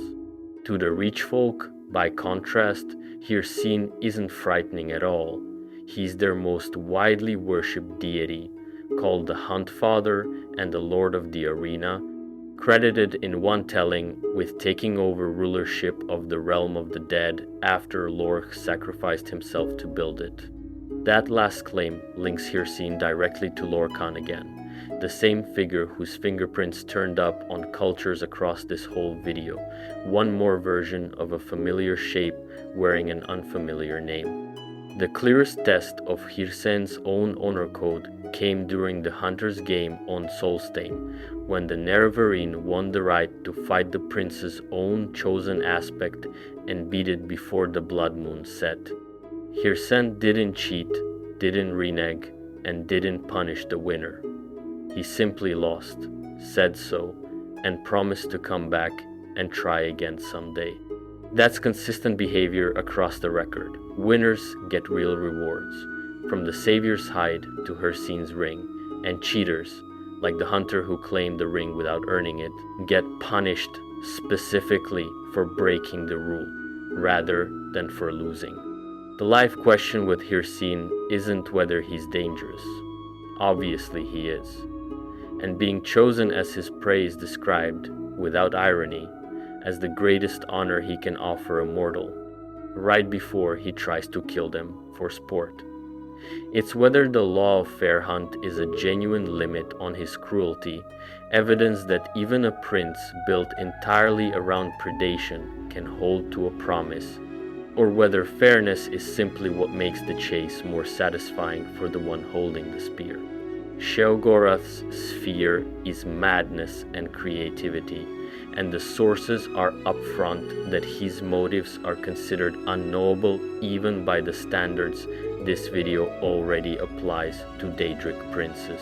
He rules the Shivering Isles, split cleanly into mania and dementia, two shades of madness that stand in for a divided personality instead of two separate moods. He usually appears on Nirn as a well-dressed man with a cane, a guise so consistent it's earned its own nickname, the gentleman with a cane, an oddly polite face for a prince whose favorite pastime, by his own account, is torture. He claims to have spent his first 3,000 or 4,000 years of existence tormenting butterflies before he got bored of it, which is exactly the kind of detail the sources offer about Sheogorath without ever quite explaining whether it's meant to be funny, horrifying, or both at once. What makes Sheogorath different from every other prince in this chapter is where he came from, and it isn't a myth or a disputed origin story the way Myrun's Dagon's is. It's a documented transformation. Sheogorath was once Yigalag, the Daedric Prince of Order, whose power grew so vast and whose influence spread so far across oblivion that the other princes grew afraid of him. Their answer was a curse. They turned Yigalag into the living opposite of everything he was, madness instead of order, and that curse is Sheogorath. Once every era, the curse briefly lifts. Yigalag returns to his true form in an event called the Grey March, tries to reconquer what was once his, and is then folded back into Sheogorath once the era turns over. Chapter 29 covers Yigalag's own side of that story in more detail.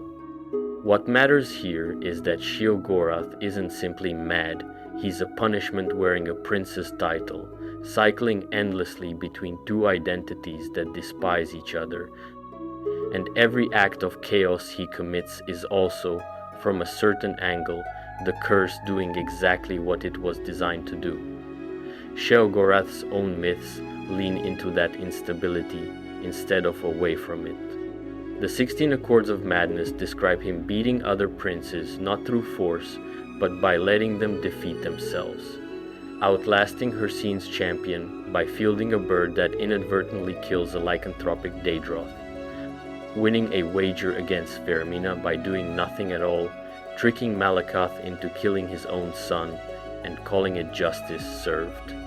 Sheogorath's fellow princes are said to fear his cunning more than they ever feared Yigalag's raw power, which is its own kind of evidence about which version of him is actually more dangerous.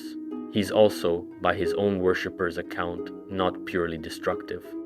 A prayer among his followers claims that without Sheogorath, all thought would be linear, and all feeling would be fleeting, crediting him, in effect, with the existence of imagination itself, madness recast as the thing that makes creativity possible rather than simply its enemy. Chapter 19 already laid out how mortals have crossed into Aedra territory through mantling, Talos, Tiber Septim, the Tribunal. Sheogorath's throne shows the same door swings open on the Daedric side too. At the end of the Third Era, facing a Grey March that threatened to end the Shivering Isles for good, Sheogorath invited a mortal champion, the hero of Kuwatch, into his realm, and that hero went on to defeat Yigalag outright and take the staff of Sheogorath as the new mad god, breaking the centuries-old curse cycle entirely, with Yigalag himself confirming he was finally free of it. A mortal became a Daedric prince, not through worship or the usual path to godhood, but by winning a throne that a curse had left standing empty.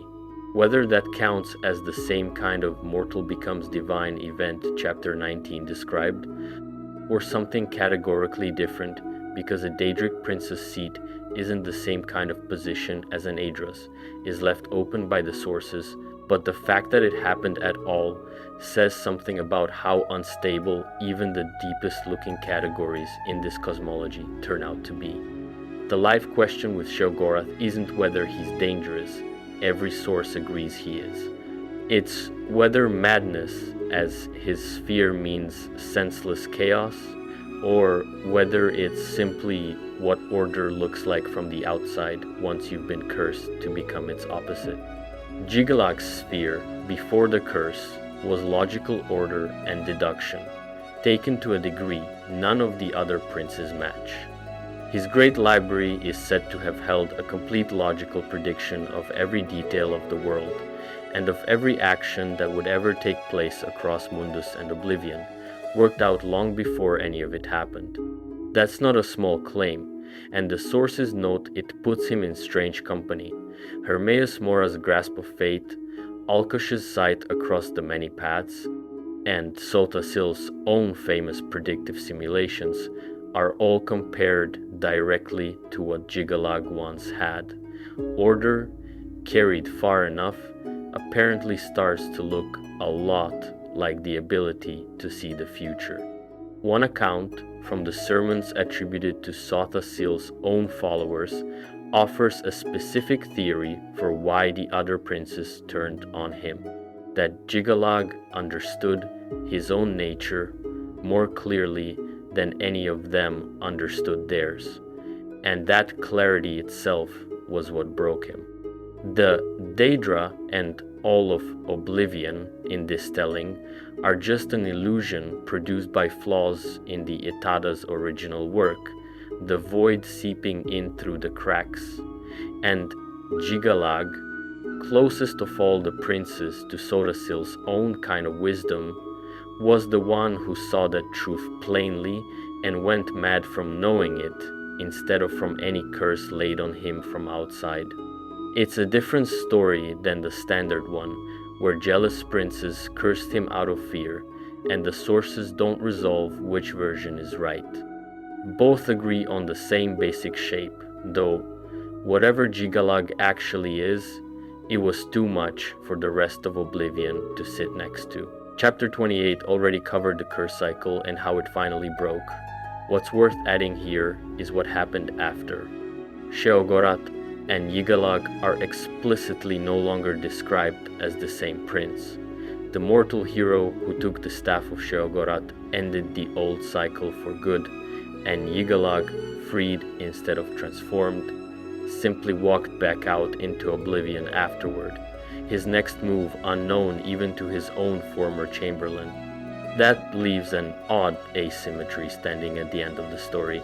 Centuries of Sheogorath's cruelty and chaos, all of it committed by a being who was, underneath, Jiggalag the whole time, and yet the Prince of Order himself never chose a single one of those acts. He was simply forced to be the shape that committed them, one era at a time, for as long as the curse needed a body to wear. Nocturnal Sphere is the night, darkness, and mystery, and her most prestigious title, Urdra, claims something much bigger than any of that she is the eldest and most powerful of all the Daedric princes, older than Oblivion itself. Before Oblivion, there was Nocturnal, she says of herself, and her followers take that literally, believing she predates the current reality entirely. The Imperial Geographical Society claims nearly all the royalty of Oblivion recognizes the title, and it's been used to address her by figures as serious as Sota Sil and the Sijic Order, which means this isn't just cultist flattery, it's a claim other powerful beings are, at minimum, willing to humor. That claim runs directly into a problem this video already put on the table. Chapter 26 covered Hermaeus Mora's own claim to be elder than Aeda, older than the Etada themselves, also called an Daedra in the sources. Both Mora and Nocturnal use versions of that same title. Both claim to predate ordinary creation. Neither claim is confirmed by anything outside the prince making it, and the two claims can't both be the plain, simple truth. Something has to be oldest, or nothing does, and the sources never settle which prince, if either, is telling it straight. It's one more case. On top of everything Chapter 3 through Chapter 6 already built, of a piece of Elder Scrolls cosmology that looks solid until two separate, powerful sources both claim the same superlative, and nobody can check either one. The Khajiit version of Nocturnal's origin gives her a specific physical birth rather than a timeless one. A spirit called Noctra, born from the black blood that spilled out when Lord Kaji's dark heart was cleansed, formed right at the edge of the Void Gate. Boethra fought the newborn spirit until it proved it wasn't Namira, the same confusion that turns up around Hermaeus Mora too, whose roiling darkness essence is so close to Namira's own that artifacts of the two sometimes need extra markings just to tell them apart. Whether Nocturnal, Namira, and Mora all draw from some real, shared, older substance, or whether mortal storytellers just keep reaching for the same handful of images, void, shadow, formless dark, to describe three separate unknowable things, is exactly the kind of question these sources raise without answering. Azura eventually let Noctra live on condition of service, but Noctra stole a key from her and fled into the void anyway, which the Khajiit read as proof of a truly rebellious, ungovernable nature sitting underneath the goddess of luck and shadow that thieves across Tamriel later came to worship. Nocturnal's worshippers describe her in terms that make trying to understand her a contradiction on purpose. To understand Nocturnal, one saying goes, is to negate her, since her whole nature runs on staying hidden. That fits the pattern of how she actually operates. She recruits the lonely through dreams instead of doctrine, offering comfort and a voice in someone's head before ever asking anything in return. She's also shown willing to betray allies the moment it serves her. In the Second Era, she partnered with Clavicus Vile and Mephala in a triad aiming to seize the Crystal Tower and unravel reality itself, then turned on both of them the instant she had a path to keep the prize alone. Her signature artifact, the Skeleton Key, opens any lock there is, but its deepest purpose is keeping open the Ebonmere, the doorway into her own realm, an object built, in the end, to keep her domain accessible on her own terms, instead of to give anyone else lasting power over anything. The life question with Nocturnal isn't really about her morality. Thieves have never needed her to be good, only lucky. It's about the title she wears. If Elder than Ada and before Oblivion there was Nocturnal are both real claims made in earnest by two different princes, then either this cosmology has more than one true beginning, which contradicts nearly everything chapters 1 through 6 laid out, or at least one prince this old and this careful with secrets is simply lying about her own age, which would mean Nocturnal's mystery isn't just her sphere. It might be her best evidence. Clavicus Vile's sphere is the granting of power and wishes through ritual invocations and pacts. He finds eternity boring, and mortals are how he passes the time, watching them, meddling in their affairs, occasionally rewarding someone for doing something that happens to serve his own interests too. He's called one of the more sophisticated princes, and one of the most carefully neutral, willing to ally with others when it suits him and just as willing to betray them, as chapter 30 already showed when Nocturnal turned on both Vile and Mephala, the moment she had a path to keep the Crystal Tower's power for herself. Vile's own realm, the Fields of Regret, is described as less a physical place than a state of mind, a green, sunny, pleasant land that mirrors how Vile sees himself, a playful and fun-loving god basking in the sun. The sources are blunt that this self-image is a mask.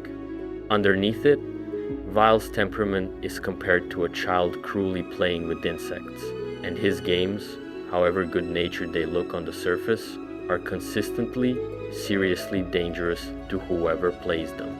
Vile is almost never shown alone. Barbas, his companion, usually takes the shape of a dog, sometimes a talkative scoffin, sometimes a scamp merchant named Creeper, running a shop in a Dunmurry crypt. The two are close enough that Vile is said to store as much as half his own power inside Barbas, which has led to real, serious speculation, not a fan theory, but a claim made in the sources themselves, that Vile and Barbas aren't master and servant at all, but two halves of a single being split apart, because Vile's social nature supposedly can't tolerate existing without a companion. Barbas himself complicates that reading. He behaves like a loyal servant, pining for approval he rarely gets, but he also warns mortals away from Vile's worst plots on his own initiative, which isn't the behavior of a being with no will of his own. When Vile grew tired of Barbas and cast him out for a time, Vile's own power dropped so far he could barely act outside his own shrine, proof, if any more was needed, that whatever Barbas is, he isn't a minor accessory, he's load-bearing. Whether Vile is generous or cruel depends entirely on which deal is being examined, and the sources refuse to average it out into one answer. He saved an entire Kothringi tribe from a plague by making them undead and unable to die, a rescue that some of the tribe wanted reversed centuries later and others didn't, leaving whoever intervened with no clean choice at all.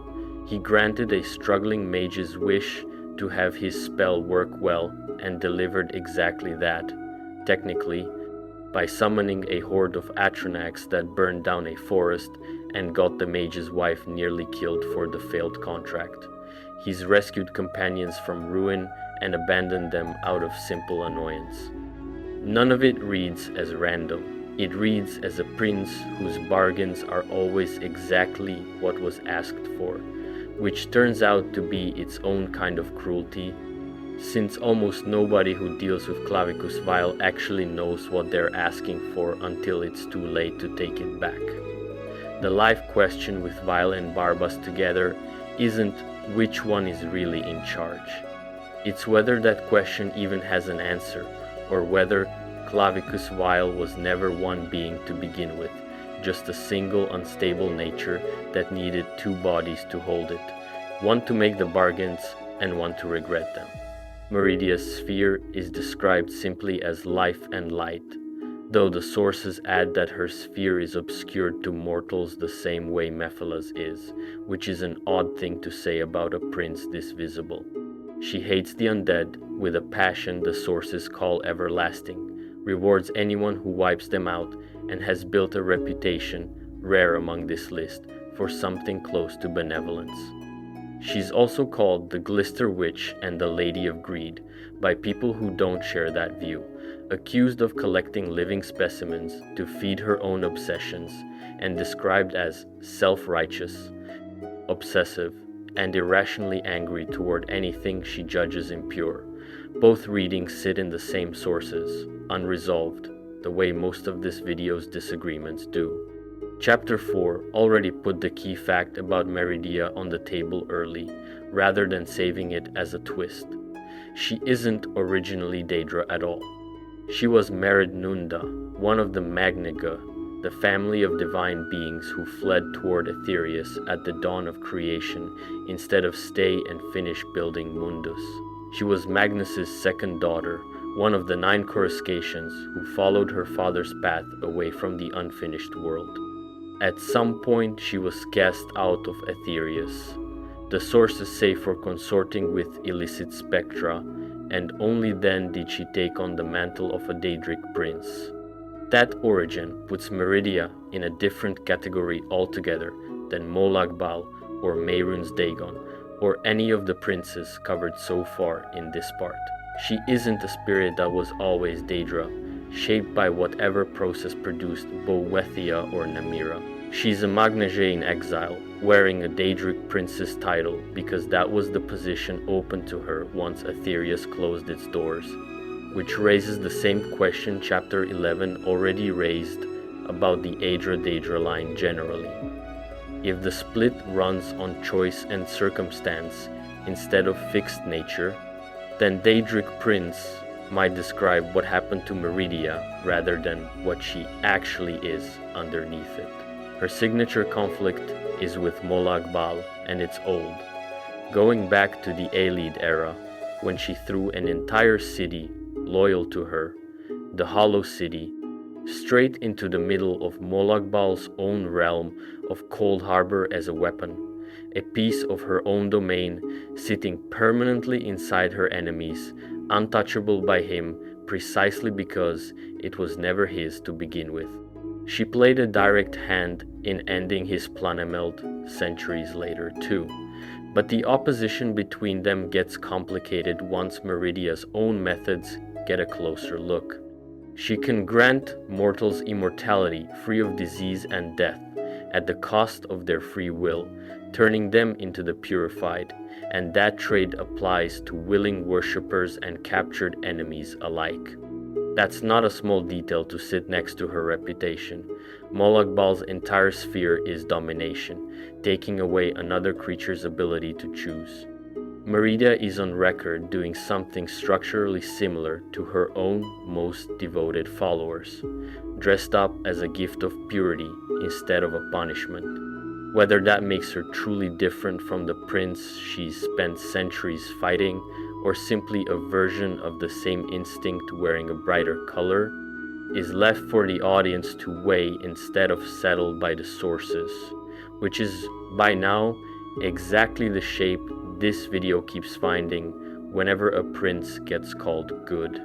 Chapter 20 already covered where Malakath comes from, the Trinimac question, the competing Dunmer and Orcish versions of that story, and why the whole tangle matters for how solid the line between Aedra and Daedra really is.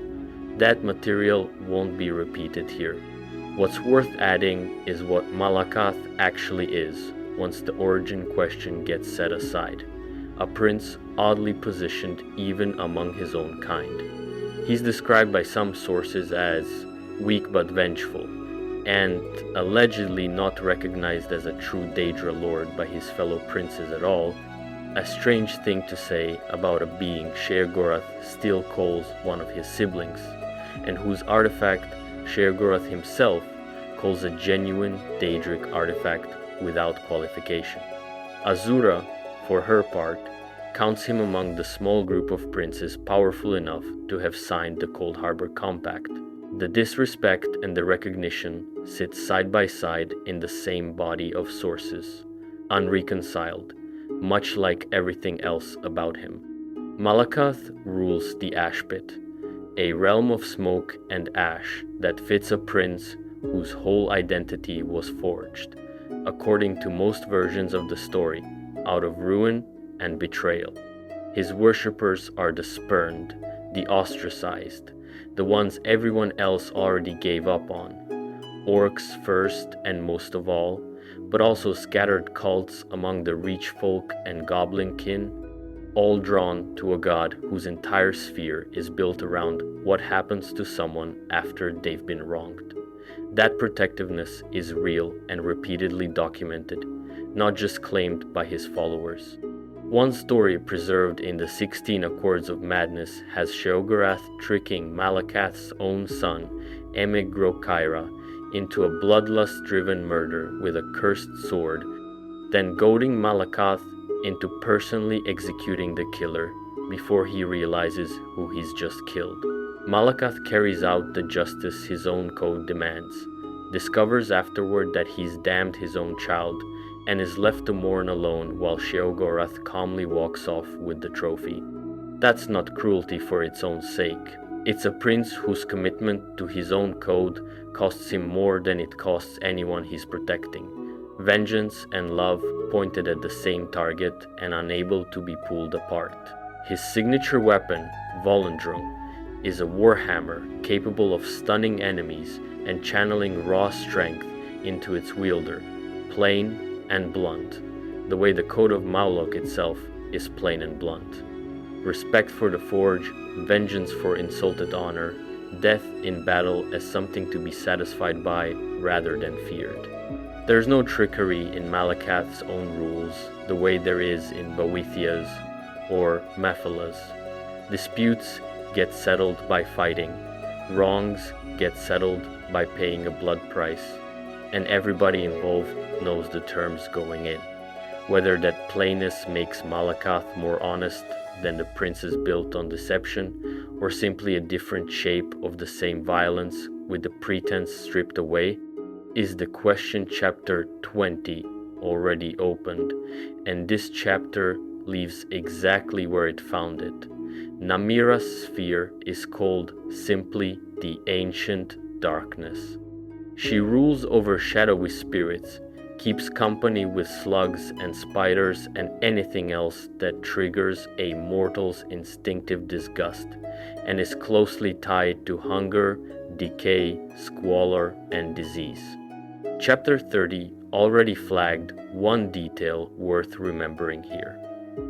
Ancient Khajiit knew Namira as an Urdra too, the same title claimed by Nocturnal and used to describe Hermaeus Mora's own claim to be elder than Ada.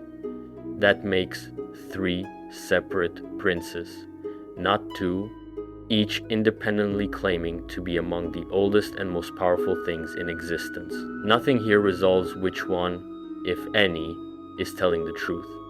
It simply adds a third voice to a contest. Chapter 30 already showed can't logically have 3 winners any more than it could have had 2. Namira's deepest connection to this video's whole story runs through Lorkhan himself. In the Khajiiti telling, when Fadomai fled into the great darkness to give birth to Lorkhaj, that same darkness filled his heart, and only then discovered its own name was Namira, meaning, in this account, Namira isn't just associated with Lorkhan's corruption. She may be the corruption, the thing living inside the heart that convinced him to betray his own siblings and trap them in the world he built. Other cultures' creation stories go further and say outright that Namira either corrupted Lorkhan or struck a deal with him during the making of Mundus. Chapter 5 already laid out Lorkhan's plan and the argument over whether he was working for the other Etada's benefit or his own. Namira's presence in these tellings adds a specific, malicious engine to that plan, something well beyond ordinary ambition, something ancient and hungry sitting inside Lorkhan's chest the whole time, whispering. The Dark Heart, an artifact tied to exactly this myth, is described as a literal piece of primal void that fell to Nirn and lodged in Blackreach, still pulsing under Namira's influence today, separate from the heart of Lorkhan itself that struck Vardenfell and created Red Mountain. Namira's appeal runs entirely through rejection. She draws in the people society has already thrown away, the shunned, the ugly by common standards, the ones grief has hollowed out, and she doesn't hide what she wants from them the way Clavicus Vile hides his terms. Her worshippers eat human flesh, live in squalor by choice, and are told plainly that death is the greatest and most permanent gift a mortal can offer her. There's no seduction dressed up as generosity here, unlike Azura's love or Meridia's purity. Namira's bargain is stated as bluntly as Malakath's: darkness, hunger, belonging for those nobody else wanted, at a price that's never disguised as anything gentler than it is. Among the Daedra covered in this video, that plainness puts her closer to Malakath's honesty than to Mephala's whispering, a prince whose whole reputation for horror comes, oddly, from refusing to pretend to be anything else. Vermina's sphere is dreams and nightmares, and every mortal falls under her reach the moment they fall asleep. She's counted among the more demonic, of the Daedra specifically, because her destruction serves no larger purpose the sources can point to. She causes harm because causing harm is what she does, and her preferred method is described plainly as torture. She's disgusted by mortals who keep any kind of moral compass, and drawn instead to the ones who commit outrageous sins without flinching. From her citadel at the center of her realm, Quagmire, she collects the memories of sleeping mortals and leaves them nothing but horror in exchange. And nobody in the sources claims to know what she actually does with what she takes. Chapter 26 already told the story of Ithilia's imprisonment from Hermaeus Mora's side, how he recruited Azura, Boethia, and Mephala, cornered Ithelia, and then erased her from every mind in existence when Vermina and Periite refused to help him do it. It's worth returning to that refusal now from Vermina's own position, because it's one of the more surprising moments in this whole video for a prince this destructive. Vermina and Periite didn't object because they liked Ithelia or doubted the danger. They objected on principle, that punishing a prince for something she might do instead of something she'd actually done crossed a line, and that each prince's own sphere was supposed to be sacrosanct even from another prince's sphere. Mora went ahead anyway, shattering Vermina's own statue in the process. A prince whose sphere is nightmares and cruelty turns out to be the one, alongside Periate, insisting on due process among the Daedra, not because she's secretly kind, but because the principle protected her own freedom to act within her own sphere without another prince deciding preemptively that she'd gone too far. The clearest window into what Vermina actually values comes from a wager she made with Sheogorath, recorded in the 16 Accords of Madness. The two princes bet on which of them could inspire greater hatred toward a mortal disciple of Vermina's, a poet named Darius Shano. Vermina spent 10 years feeding Shano terrible nightmares that fed his art and made him famous, then abruptly stopped and stripped of the very thing that had given his life meaning. Shano fell apart, was executed for blasphemy, and his soul ended up not in Vermina's realm but in Sheogorath's. Sheogorath's contribution to the wager had been to do nothing at all. His argument, and the lesson Vermina is said to have taken from losing, was that dreams need madness underneath them to mean anything. That nightmares without any unpredictability just become one more kind of order, and order isn't what her sphere runs on. It's a strange thing for the Prince of Nightmares to have needed teaching, and the sources present it exactly that way, not as flattery toward Vermina, but as one more prince discovering a limit to her own nature the hard way. Periate's sphere is pestilence, tasks, contamination, and natural order. Not, the sources are careful to specify, the same order that once belonged to Jigalag. Jigalag's order was perfect and predictive, a force that could map every action before it happened. Periate's order is smaller and more mechanical. He's the one who keeps chaotic, will-charged creatia from spiraling into destructive rips across oblivion, a maintenance job nobody envies and nobody thanks him for. One source close to the subject puts it bluntly: trying to keep ahead of it all keeps Periate mighty busy, and nobody really feels sorry for him because he earned the job in the first place. He's widely called one of the weakest Daedric princes, and the sources don't dispute the label so much as complicate it. His plagues have repeatedly been judged capable of wiping out all of Tamriel if left unchecked. One of his diseases infected Hermaeus Mora's own realm badly enough to threaten dissolving Apocrypha entirely and cutting Mora off from his own domain, a plague powerful enough to hurt one of the oldest strongest princes in this entire video. Chapter 35 already covered Periate's alliance with Vermina over the Athelia affair, standing on the same principle she stood on, that a prince shouldn't be punished for what he might do. What's worth adding here is what that alliance cost him. Periate spent real effort chasing down a truth Hermaeus Mora had erased from his mind on a matter of principle from a prince supposedly too weak to matter much in the politics of oblivion. The clearest illustration of what dealing with Periate actually costs comes from a healer named Rindral Tirano, who bargained directly with the prince in the Second Era, 573, to lift a plague crushing the city of Tyre. Rindral threatened Periate with something unusual, not force, but erosion. He'd spend the rest of his life spreading medical knowledge so widely that disease itself would eventually lose its grip on people, shrinking Periate's own sphere of influence bit by bit. Periate, polite and unbothered instead of enraged, made the deal anyway, a year and a day free of illness for Tyre. The city recovered. Rindral didn't. His body rotted from the inside while he wrote his own account of what he'd traded for the cure, and some who saw his corpse burned afterward swore it was still moving.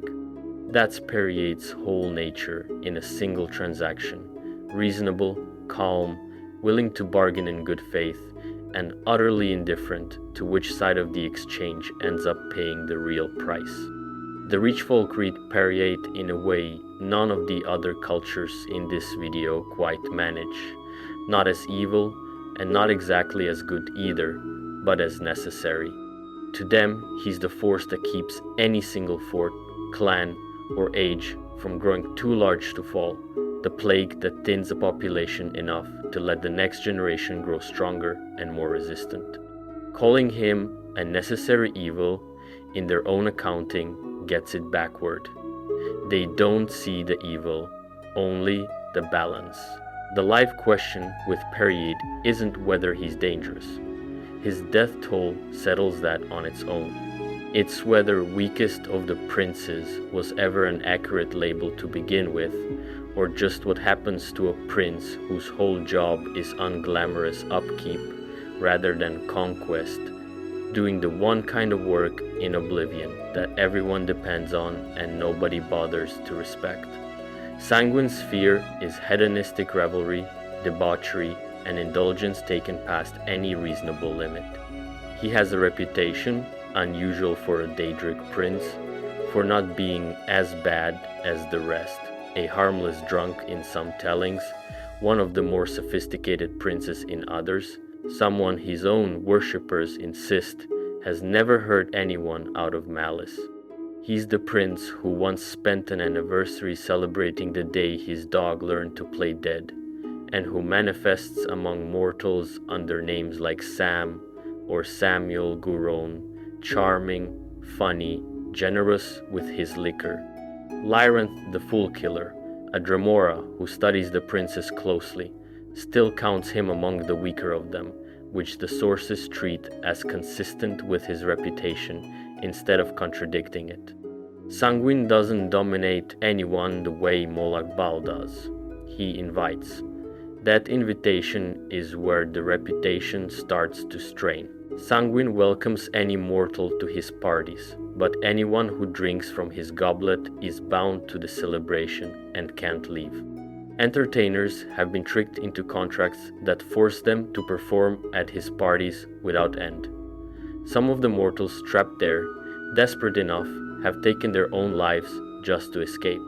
People with families and businesses back on Nirn have been known to abandon both instead of walk away from the revel, which raises the obvious question of how much of that abandonment is really their own free choice, once Sanguine's whole sphere is built on dissolving exactly the kind of self-control that would let someone say no and mean it. His own cultists, for their part, aren't shy about violence when a party needs protecting. Uninvited witnesses to a sanguinary feast can expect to be killed rather than simply asked to leave, and some cult branches promise human sacrifices outright, chasing down anyone who tries to escape the obligation. Heart's Day, a holiday celebrated across Tamriel today in honor of love wherever it's found, started out as nothing of the kind. It was Sanguine's own summoning day, and newer, tidier religions simply took the date over and scrubbed his influence out of it as they rose to prominence.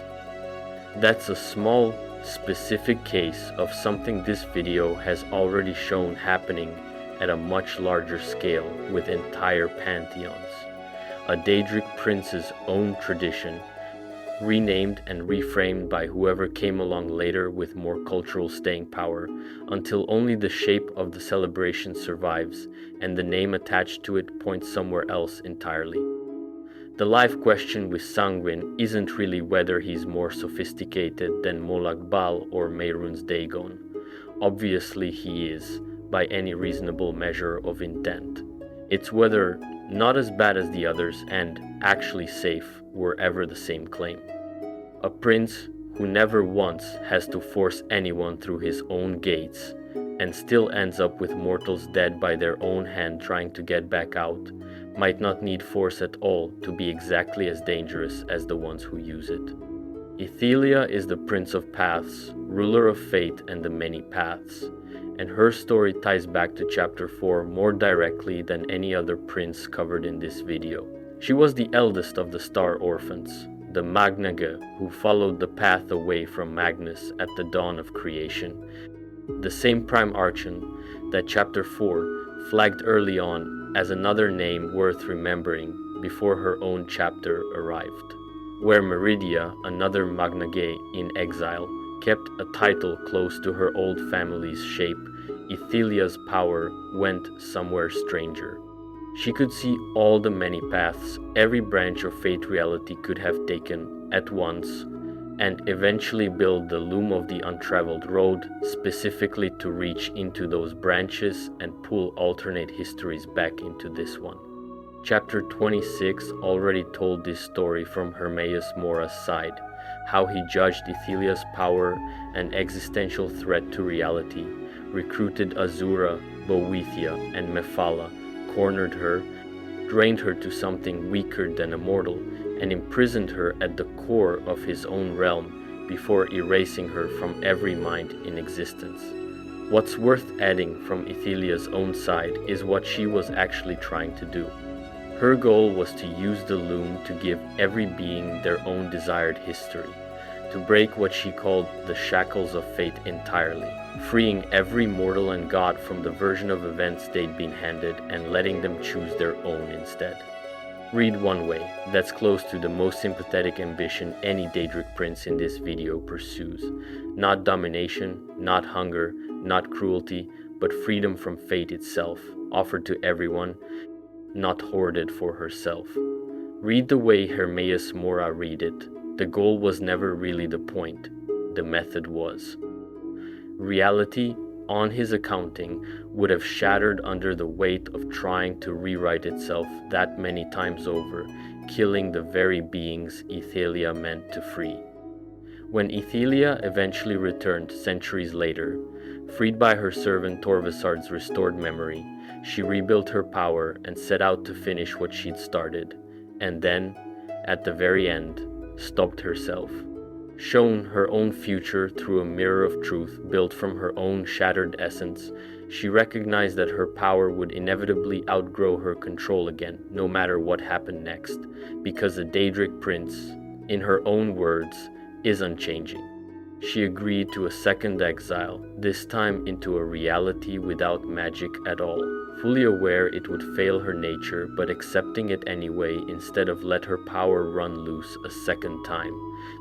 That's not a defeat forced on her by 4 more powerful princes. It's closer to a choice, the only prince in this whole video who looks at the shape of her own nature and decides on her own to give something up instead of risk what continuing might cost everyone else. Her own claim that a Daedric prince is unchanging is worth sitting with for a moment, because it runs directly against something chapter 28 and 29 already established. Sheogorath is on record saying the opposite. Everything changes. Even Daedric princes, especially Daedric princes, a line that describes his own transformation from Gigalag as well as anything could. Whether Sheogorath's madness makes that statement unreliable, or whether Ethelia is simply wrong about her own kind, isn't something the sources resolve. It's one more contradiction sitting at the edge of this video's whole subject. Two princes, each with direct personal experience of what a Daedric prince actually is, giving opposite answers to the most basic question either of them could be asked. Below the 17 princes sits an entire society of Daedra. Most of this video hasn't had reason to name yet, and the largest, most organized group among them are the Dremora, who call themselves simply the kin, the people. Dremora is their own word for the nickname they use when dealing with mortals, kept separate from the true clan names they don't hand out freely. The Dremora consider themselves above every other kind of Daedra except the princes, who they treat as gods. They're a warrior culture built entirely around oaths, rank, and will, order wrested by force from the general chaos of oblivion, and holding to that order even under an eternally changing master counts among the kind as the highest form of discipline there is. They organize into thousands of clans, each attached to a prince, or serving that prince's interests, from the Deathbringers and Fool Killers, who answer to Molagbal, to the Remnants Bound, to Hermaeus Mora. One detail about the Dremora is worth sitting with, because it cuts straight through nearly everything this video has spent 40 chapters arguing about. The Dremora themselves don't think in terms of good and evil at all. A Dremora who serves a prince exists to serve that prince's purpose, and to the Dremora that's neither virtuous nor wicked. It simply is, the same way weather simply is. Every chapter in part 4 has asked, in one form or another, whether a given prince counts as good or bad, honest or manipulative, worth trusting or worth fearing. The kind, who arguably know Oblivion better than any mortal scholar ever could, apparently don't ask that question about their own masters at all. Whether that's wisdom or simply what happens to a mind raised entirely inside somebody else's sphere, the sources don't say. Sheogorath's own forces split cleanly into two rival houses that mirror the divide running through his whole realm.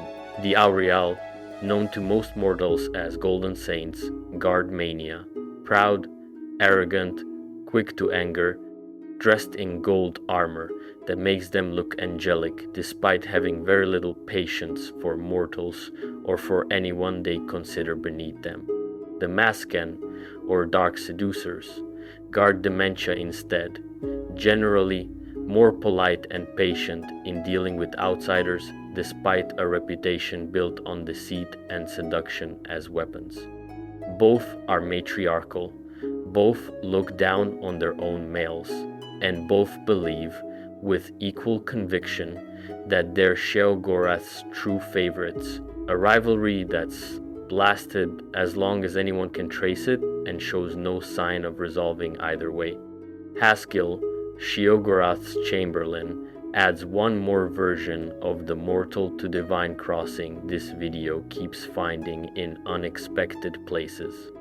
He's given two different accounts of his own origin at different times, without reconciling them. Once that he was a mortal who mantled Sheogorath himself, becoming something closer to a lingering echo of the Mad God than an ordinary servant. And once that he's simply been in Sheogorath's service since the very beginning. Both can be literally true at once, and Haskill has never bothered to settle which one is. That's a fitting note to end this part of the video on. Even the household staff of Oblivion can't always tell you a straight story about where they came from, which, by this point, might be the single most consistent thing about the Daedra as a whole. Every realm covered so far in this video, and every one still to come, follows the same basic rule. The realm is an extension of the prince who rules it, formed out of what the sources call chaotic creatia, and what a mortal actually perceives, while standing inside one isn't the raw truth of the place at all. It's illusion and metaphor, the mortal mind grabbing at familiar shapes, grass, sky, walls, to make some kind of sense out of chaos. It was never built to process directly. That single fact reframes everything already said about Cold Harbor's ruined imitation of Nirn, or Apocrypha's endless black-covered books, or Azura's blinding beauty in Moonshadow. None of it is scenery in the ordinary sense. It's closer to a mind looking back.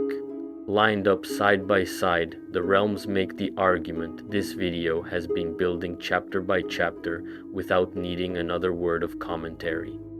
Cold Harbor is a desolate, stolen copy of the mortal world, built by theft and mockery, because Molag Bal's whole nature is taking what belongs to someone else and ruining it in the process. Apocrypha is infinite shelving, because Hermaios Mora's nature is a hunger for knowledge with no bottom to it. The Deadlands burn and shift and refuse to hold still on any map, because change is the one force that runs stronger there than anywhere else in Oblivion. Malakat's ash pit is dust, smoke, and the bitter memory of broken promises, except for one small, carefully tended garden he showed to a pair of mortals once, a private echo of something gentler that the rest of the realm doesn't allow itself to be. Azura's Moonshadow is so beautiful it can blind a visitor. Namira's scuttling void is barely described at all, because almost nobody who worships in genuine darkness leaves detailed notes behind. Sanguine's 100,000 pleasure pockets exist because he exerts almost no control over them, which he apparently prefers exactly that way. The general shape of Oblivion itself is worth stating plainly too, since it rarely gets said outright. There are 16 realms belonging to the Daedric princes proper, but Oblivion as a whole holds far more than that. Countless pocket realms drifting in the space between the major planes, some tiny and fragile enough to collapse under a strong enough disruption, others reported as infinite in their own right despite being called pocket at all. Some of these smaller realms fall under a prince's jurisdiction without technically sharing that prince's time or space. A few are ruled by nobody Daedric at all, mortals who found some other way to ascend and ended up running a slice of Oblivion on their own terms. All of this sits inside the larger claim the sources make about every proper realm of Oblivion, that each one in its own right is infinite. Infinite in size, infinite in variation, sharing almost nothing in common with its neighbors except the fact that each one belongs completely to whoever made it. That's the idea worth carrying out of this part of the video and into the next. A realm doesn't just belong to its prince. In every case this video has covered, it confesses what that prince actually is, more honestly and more completely than any title, any myth, or any cult's own account of their god ever quite manages to. Chapter 16 already made the case that Lorkhan turns up across Tamriel's cultures wearing different names, and the Nords give that case its clearest single example.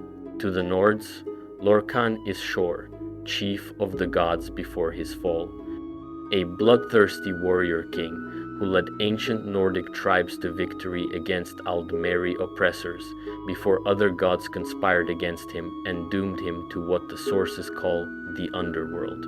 Nordic myth treats Shor and Lorkhan as openly, explicitly the same figure.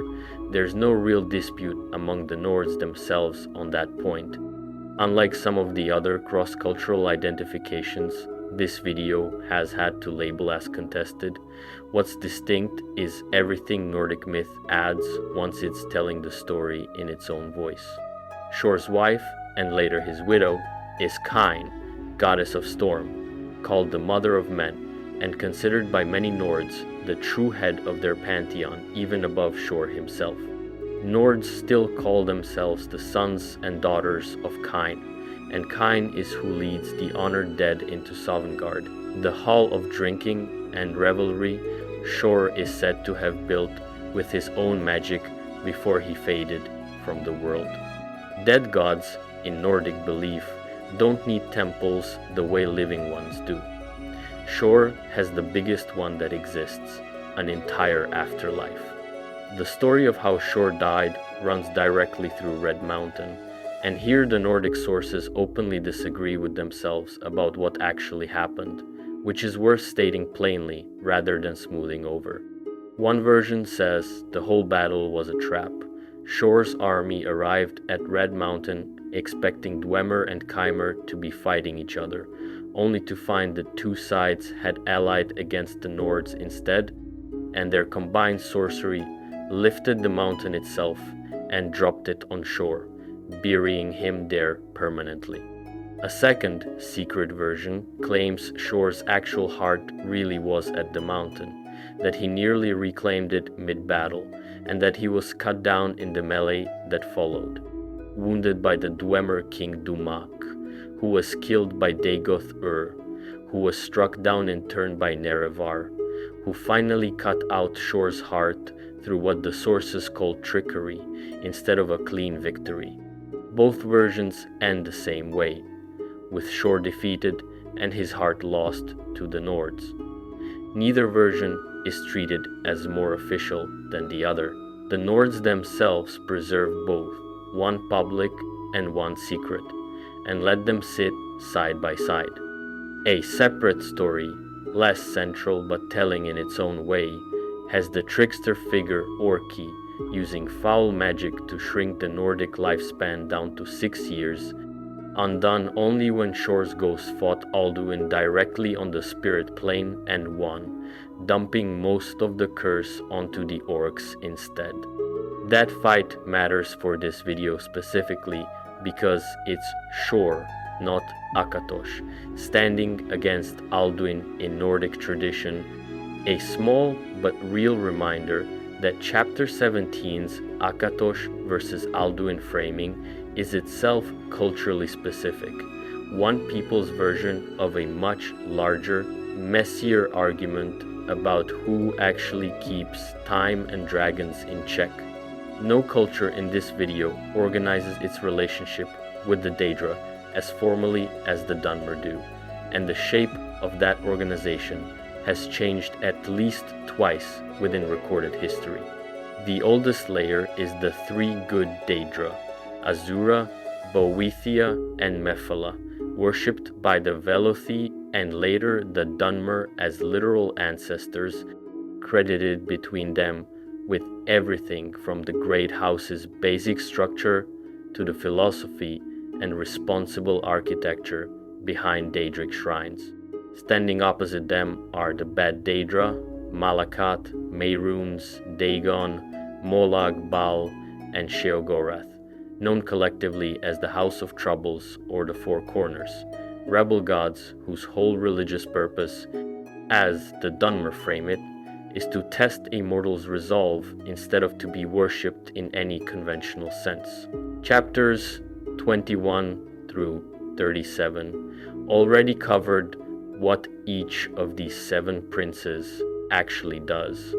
What this chapter adds is the institutional history of how the Dunmer have labeled and relabeled them over time, a history that matters because it shows a whole culture revising its own theology twice within a few centuries, in full view of its own written record. When Almalexia, Vivek, and Sotasil achieved godhood using Kagernak's tools after the War of the First Council, the tribunal temple that grew up around them didn't abolish worship of the old good Daedra. It rebranded them. Azura, Boethia, and Mephala became the Anticipations, officially understood as the spiritual predecessors of Almalexia, Vivek, and Sota Sil, respectively, present in Dunmer religious life mainly to explain why the tribunal deserved the throne the old good Daedra had once held. That's worth noting as its own theory of how mortals become gods, distinct from the mantling process Chapter 19 described. Kagranak's tools offered a mechanical, almost engineered path to divinity, built on exploiting the heart of Lorcan directly rather than the slower cultural process of stepping into an existing divine role. Not every Dunmer accepted the new hierarchy. The Ashlander tribes rejected the tribunal outright as false gods and kept worshipping the Old Three throughout the tribunal's entire reign, a position that got them persecuted for centuries as heretics by the very temple that would later, in a complete reversal, be remembered as having been wrong all along. That reversal came after the tribunes disappeared and the Red Year devastated Vardenfell. The new temple that rose out of the wreckage did exactly what Vivek himself had apparently predicted it would. It returned to the worship of our ancestors and the three good Daedra, Azura, Mephala, and Boethia, demoting the once divine Almalexia, Vivek, and Sota Sil down to venerated saints and heroes instead of gods in their own right. Azura, Boethia, and Mephala were renamed again, this time as the Reclamations, the true, original faith reclaiming its place after being pushed aside by what New Temple doctrine now calls the False Tribunal. The Ashlanders, persecuted as heretics for generations, were suddenly vindicated completely, held up as the ones who'd kept true vision the entire time the settled Dunmer had been worshipping pretenders. None of the underlying Daedra changed even slightly through any of this. Only the label attached to them did, twice in opposite directions, depending entirely on who held religious authority at the time. Not everyone came along quietly either time. The Clockwork Apostles, followers of Sota Sil's private philosophy, never accepted the good Daedra's legitimacy at all, calling Azura, Boethia, and Mephala the false princes, and the anti-gears that turned counter to the nameless will, a hostile minority reading that survived underground regardless of which label was officially in fashion. And even after the New Temple's rise, small heretical cults kept worshipping the old tribunal in secret, hunted the same way the Ashlanders once were, holding onto the belief that Almalexia, Vivek, and Sota Sil really had been gods after all. Every generation in this history believed, with total sincerity, that it had finally settled the question. None of them actually did. Every figure in this chapter has already appeared somewhere earlier in this video, under a different name, serving a different role in a different family tree. That's the whole point of the Khajiit pantheon, and it's worth saying plainly before going any further. This isn't a variation on the Aedra Daedra system. This video has spent 40 chapters building. It's a separate structure altogether, with its own categories, its own values, and its own reasons for sorting the same handful of ancient powerful beings into completely different groups than the Dunmer or the Nords or the Aldmer ever did. Where the Arbis chapters of this video started with Anu and Padomai, the Khajiit telling starts with two littermates, Ahnur and Fadomai. Their first child was Alkosh, given guardianship of time, and his birth prompted more children, Khenarthi, guardian of the winds, Magris, guardian of the sun, Mara, guardian of love, Esrendar, guardian of mercy. A second litter followed, Hermora of the tides, her scene of hunger, Maroons of destruction, Mafala of the clan mothers, Sangin of blood and life, Shegarath of insanity, and others. By now, most of those names should sound immediately familiar even in their Khajiiti form.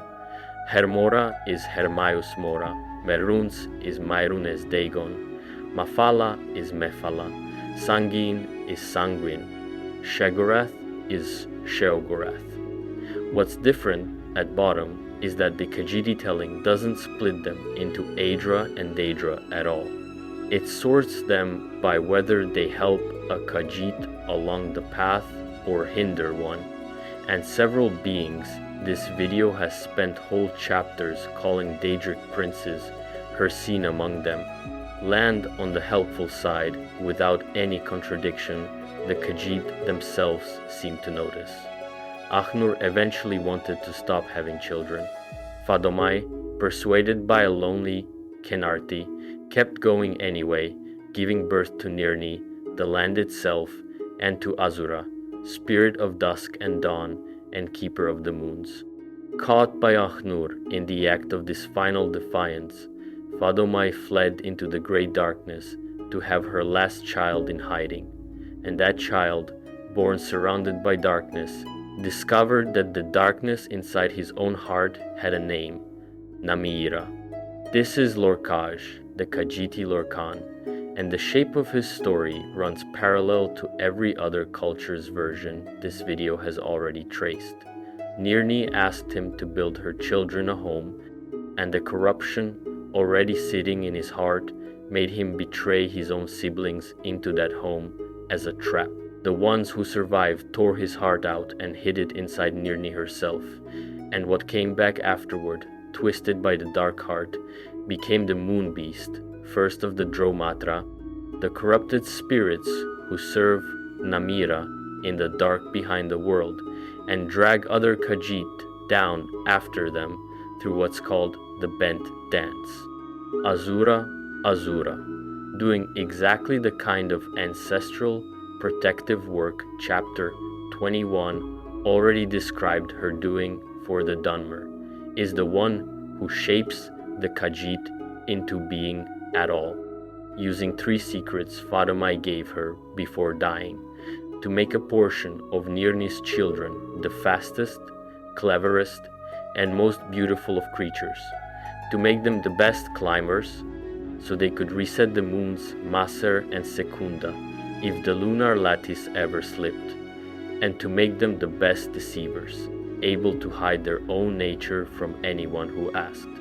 That act of shaping is also the reason for the oldest rift in this story.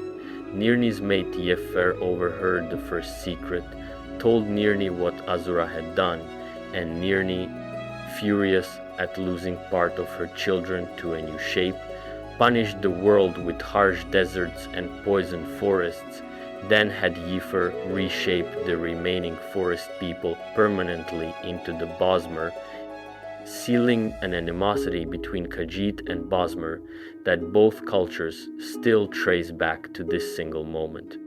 Henarti, once she'd been given her own secret by Azura, became the psychopomp who guides worthy Khajiiti souls to Yeswer, the sands behind the stars, to wait there until what's called the next pounce, a final battle at the end of time that Henarti will call every gathered soul to join. Namira stands as her direct opposite, hunting for the ones who slip and get pulled into the dark instead. That's the entire moral architecture of Khajiiti religion in miniature. Not a fixed line between 2 kinds of God, the way Aedra and Daedra divide everyone else's cosmology, but a live, ongoing contest for individual souls, fought case by case along something the Khajiit call the path. All of that older layered structure, 16 competing faiths, in the oldest surviving account, tumbling and scratching their way through history against each other, got scrubbed down hard by a much more recent event called the Riddletar Epiphany. The cult that rose out of it replaced the old many paths with a single true path defined by the moons, persecuted anyone who kept the older spirits, and reduced the sprawling cast of sky, worldly, wandering, dark and adversarial spirits recorded by the pre-Epiphany priest Amundro, down to a much shorter approved list. Some modern Khajiit still go looking for the displaced older knowledge anyway, and scholars who study the Epiphany call its predecessor beliefs blasphemous mainly for being too generous toward the darker spirits. The old texts, for instance, apparently described Azura walking through Hermora's realm as a friend, a closeness the newer, cleaner theology doesn't allow anymore. It's the same pattern chapter 42 just showed happening among the Dunmer, playing out again with an entirely different set of names and an entirely different set of winners. The Red Guards trace their pantheon back to Yokuda, the homeland they left before it sank beneath the sea, and their creation story solves the problem this whole video keeps circling back to in a completely different way. Where the Aedra and Daedra split comes from a single act of creation that some of the gods survived whole and others didn't, Yokudan myth starts from an act of creation that never stops happening at all. Before anything else, there was Satak, the first serpent, sometimes just called Satakal, on whose scales every world that would ever exist already rested, waiting, with no room anywhere else for anything to live. The worlds on Satak's skin cried out to be saved. Akel, the hungry stomach living inside Satak, answered that call the only way it knew how, and Satak gave in to its own hunger and began eating itself. Eating opened up room let things start. Then Akel drove Satak to bite its own heart, and Satak died, except the hunger didn't stop just because the body carrying it had. The first serpent shed its own skin and began again as something new, called Satakal, the world skin. That's not a one-time event in Yokudan belief, it's a cycle. Satakal eats a world to make room for the next one, over and over. And Redguard priests describe the world itself as an egg Satakal laid, and will eventually eat again.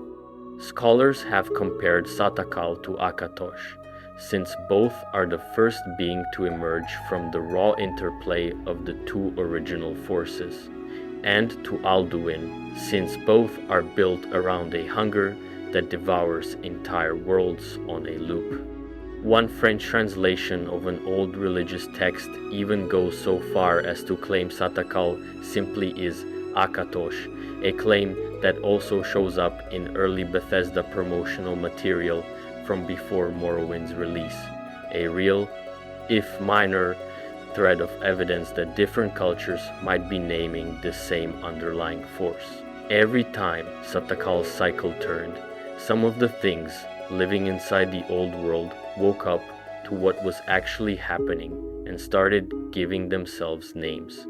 These were the first spirits, and the very first of them to figure out how to survive the transition between one world skin and the next was Ruptka, better known by his common name, Talpapa. Ruptka worked out a way to slip between world skins by moving at strange angles, a technique called the walkabout, and doing it opened up a permanent sanctuary outside the cycle entirely, called the Far Shores. Ruptka was tall enough, according to the myth, to reach up and place the stars in the sky himself, specifically so other spirits fleeing Satakal's hunger would have something to navigate by. He went on to father a large number of the other Yokudan gods, among them Leki, his daughter, and Zet, his son, alongside Morwa, described as his favorite wife. The mortal world exists, in this account, because of a betrayal. Ruptka made a helper for himself out of scraps of earlier, already devoured worldskins, and named him Sep, the second serpent. But Sep had been built from Satakal's own discarded skin, and Satakal's hunger came with it. Sep convinced a group of spirits to stop doing the walkabout, telling them they could escape the cycle for good by settling down in a new world made of balled-up leftover world skins instead. It was a lie. Sep meant to eat them himself. The spirits who believed him ended up stranded, too far from the far shores to jump back to safety, and too far from Satakal's own true body to survive independently, and they began to die. They were survived only by the children they'd hurried to have before the end. Ruptka refused to bring the deceived spirits back, the same way Anu refused Auriel's plea in the Almeri version of this same kind of story, but he did track down Sep and kill him, crushing the second serpent's skull with his own staff until the hunger spilled out of him. That hunger didn't disappear either. It's still out there, the myth says, a starving void chasing the stars across the sky, trying to swallow the very lights Ruptka set up to save people from it in the first place.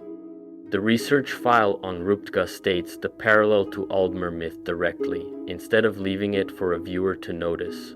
The spirits Sep deceived, doomed to death but surviving through their children, echo the Aldmer account of the spirits who stayed behind with Magnus's unfinished world and had to make children just to last. The same diminished mortal bloodline Chapter 4 and Chapter 5 already covered under the name Aedra. Auriel begging Anu to undo the deception and getting refused lines up almost exactly with Ruptka refusing to save the spirits Sep tricked.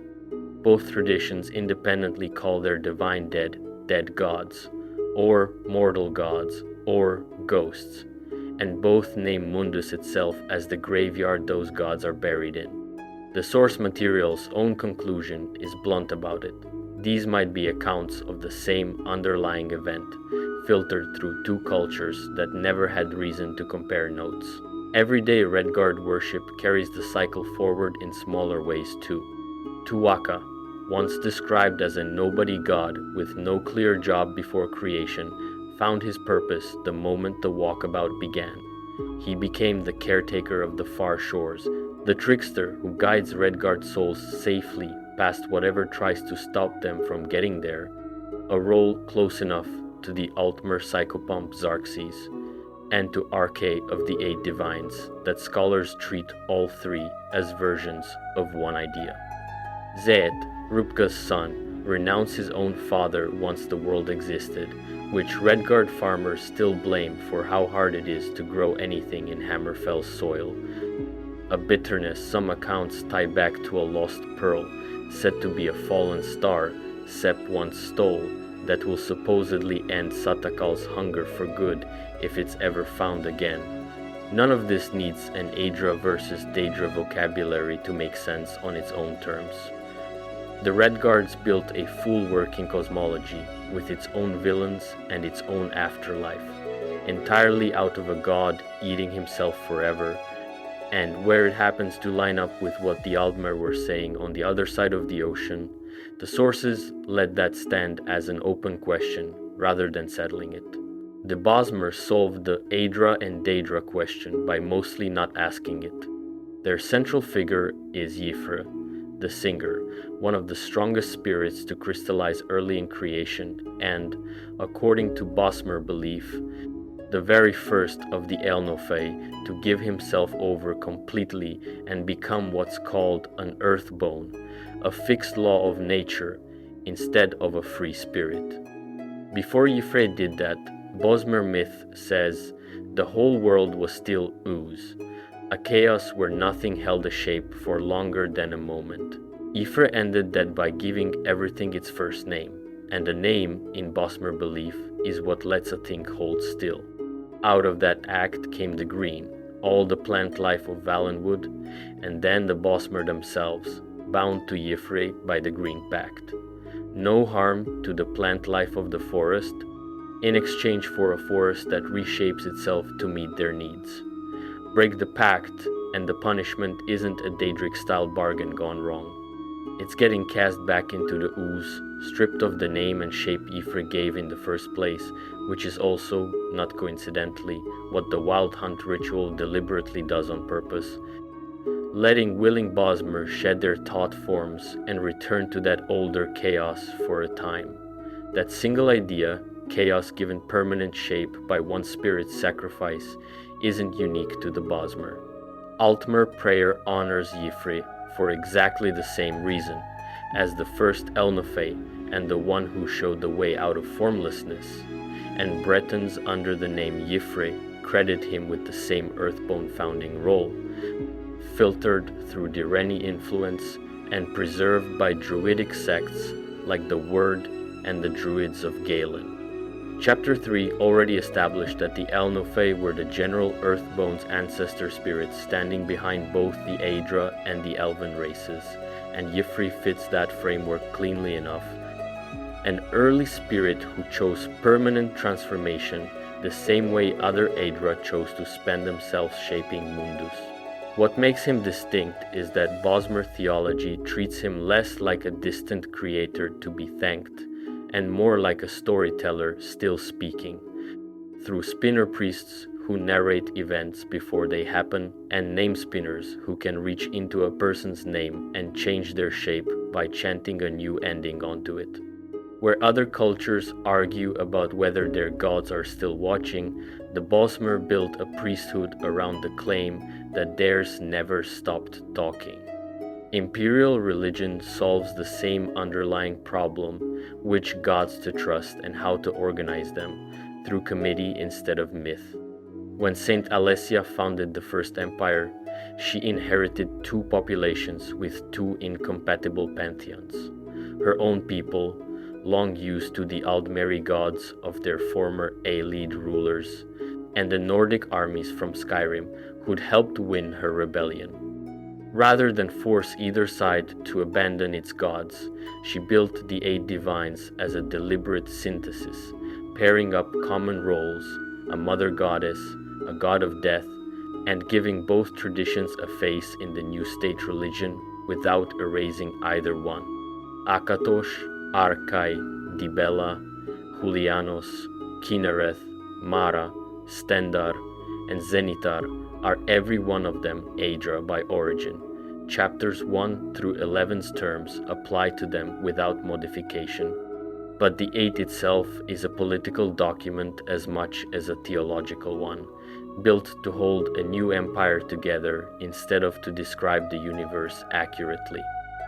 It grew to 9 only when Tiber Septim died and was voted in effect into godhood as Talos, and it shrank back to 8 by treaty in the 4th era when the White Gold Concordat banned Talos worship outright, proving that even which gods officially count can be a matter of imperial politics instead of settled fact. Imperial doctrine is honest about what all this costs the gods themselves. The divines, having given so much of their own substance to shape Mundus, are described as reduced, mostly impersonal presences, worthy of respect but not able to intervene the way the still undiminished Daedra can. That's the same dead gods idea Chapter 4 and Chapter 44 both already laid out, just phrased as official imperial cult doctrine instead of myth. The Argonians answer the whole Aedra and Daedra question with neither pantheon. Their spiritual life centers on the Hist, the ancient tree spirits of Black Marsh, a relationship that doesn't map onto the divide this video has spent 44 chapters building at all. What the available sources capture clearly is the strain that shows up when that bond breaks. Argonian refugees who fled to Valenwood after the Ebonheart Pact's founding, having severed their ties to the Hist, turned instead to Yfre and the forests of Valenwood, hoping the Bosmeri god could let them keep reproducing the way the Hist normally allowed. A heresy serious enough that former Shadowscale agents eventually assassinated the people responsible for cutting the Hist connection in the first place. It's not a full picture of his belief, but it's a clear one. For the Argonians, The entire Aedra versus Daedra argument this script has been having for 44 chapters is a foreign question, asked about foreign gods. One strand of Tamrielic thought treats everything this video has covered so far, Aedra, Daedra, the whole split, as a means to an end rather than the end itself. The idea is called the Sijic endeavor, and stated as plainly as the sources allow, it's a process by which mortals are meant to transcend the very gods who created them, a path to divinity and to whatever comes after reaching it, sometimes described in the sources as achieving the tower. According to Morrowind tradition, the ancient Khmer learned the rules of this endeavor directly from Boeotia and Mephala, the same two good Daedra chapter 42 already covered as ancestral teachers of the Dunmer. And the endeavor is described there as bound up with Lorkhan, remembered in that tradition as the missing god. The Sijic endeavor is also said to have formed the basis for the teachings of the prophet Veloth himself, framed as a process of becoming divine that manipulates time. The goal of the endeavor, in the sources, is a state called Kim. What can be said plainly is that Kim is an ancient Elnofex sigil tied to ideas of royalty and high enlightenment, and that reaching it is described as a form of godhood achieved by a mortal, while still part of the world instead of after leaving it. Chapter 19's mantling process by a different name and a much higher bar. Beyond that plain description, Kim opens onto a much larger set of ideas, the Amaranth and the Godhead among them, that the sources treat as their own dense, disputed subject, deserving a full accounting on its own instead of a rushed one here. This video leaves it there, on purpose. The Sijic endeavor exists, its stated goal is Kim, and everything past that point is a different video's argument to have. Worth noting plainly too, is that the Sijic endeavor is not the Sijic order. Both names trace back to the same source, Padome's own name, rendered in the oldest sources as Siji, but the order that guards the Isle of Artaeum and the endeavor that promises a way past godhood are two separate things that happen to share a root word. The order itself, according to the sources, doesn't think much of the endeavor at all. Strip away every name this video has gone through, and the actual difference between an Aedra and a Daedra comes down to one choice, made at one moment by beings who started out identical. The Atada were spirits, all of them, with no built-in label sorting some as future Aedra and others as future Daedra. Some of them chose to pour themselves into Mundus, spending their own strength to give the world its shape and its laws, the way Chapter 3 and Chapter 4 described Auriel and the others doing at convention. That spending is why the Aedra are diminished now, why sources across multiple cultures independently call them dead gods, mortal gods, or ghosts, and why Mundus itself gets called their cemetery. The Daedra, by the same accounts, made the opposite choice. They kept what they had, stayed outside Mundus in oblivion, and for that reason remain closer to full strength than any Aedra now is.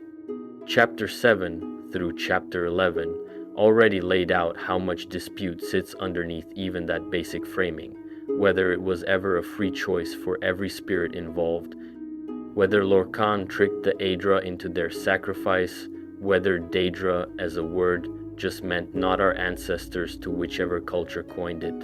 None of that changes the shape of the core claim. Both Aedra and Daedra are the same kind of thing, spirits from the same original pool, sorted after the fact by what they did with their power rather than by what they were. That framing also explains why the line has never stayed still. Chapter 19 showed mortals climbing into empty or unclaimed divine roles through mantling, becoming something the Aedra-Daedra vocabulary struggles to place cleanly, the tribunal chief among them.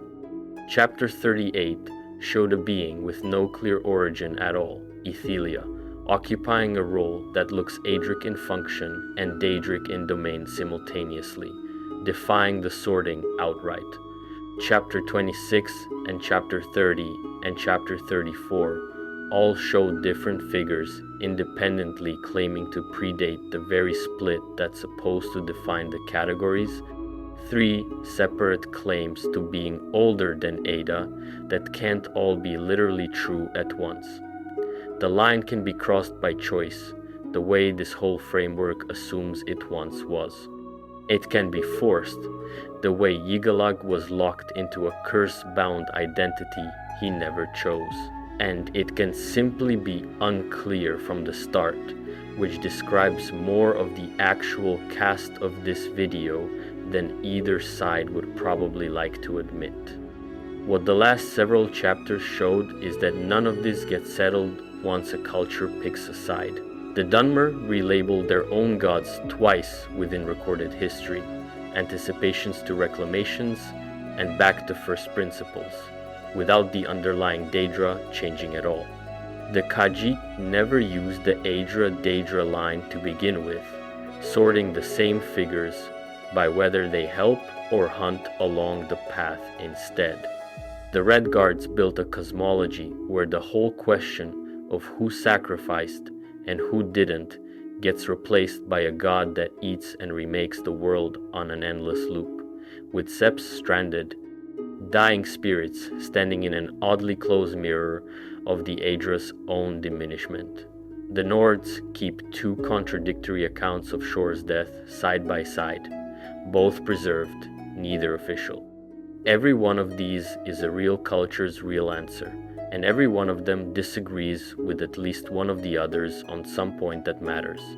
So, which side is which comes down, in the end, to whichever account a given culture happened to write down, and that account was never neutral to begin with. The Aedra and the Daedra were sorted by what they did with a single choice at the start of the world.